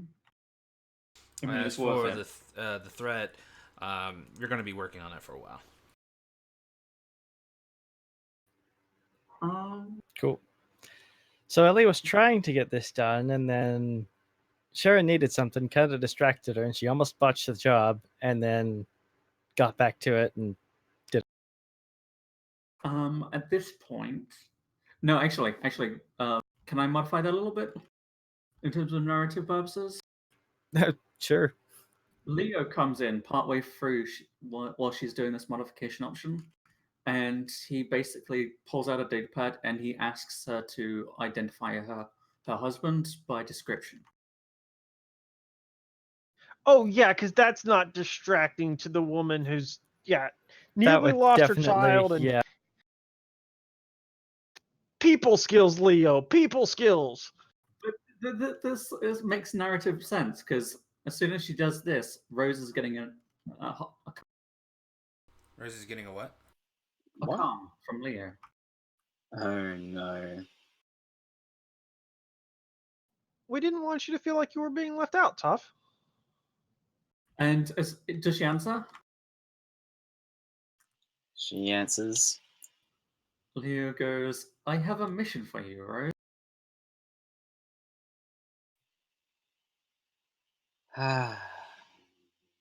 What's the job? I need you to use your bounty hunter credentials to access the bounty brokers network on Mandalore and find out any bounties related to a man fitting this description. And then he'll send the information across. Alrighty. I'll see what I can do. I'm gonna need a bit more time, and I'll need one of you to give me a hand. I assumed I would be coming with you for this. That is, Even unless better. Miss Eliana decides to come with, because this might One lead to her will husband. suit better. Preferably you, Leo. Of course, I can assist in finding the Bounty Brokers Association on World. Good. That is, if you haven't been here before. I have not. But then I will get to work accessing the local holonet. Good. Let me know and come get me. Of course.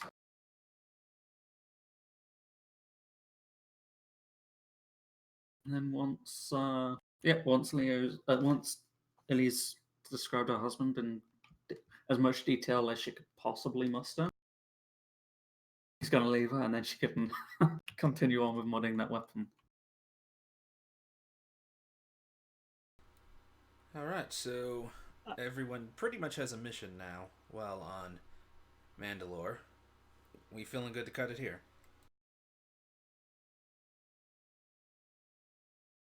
Yeah, that's I'd fine. be fine with it. Yep, I think so. Yeah, I'm good with that. All right. So, we are now on Mandalore. We are finally off Rim's Hope. Let's see how long this lasts. Each of them has a completely different mission, but ultimately, they're really just trying to get their names out there to fully attract the attention of the pirates. Whether or not they succeed or over succeed in the case of getting caught next time, I don't know. Either way, thanks everyone so much for coming. Sorry about the late start and last week. Hopefully, starting next week, it will be back on schedule. That said, February 6th, when it rolls around, there will not be an episode. This is due to the fact that I am moving. So, I've got to get all kinds of things set up. Power, internet, got to get that online. But beyond that, hopefully we'll be good pretty soon. So, again, thanks everyone so much for watching. See you guys next time.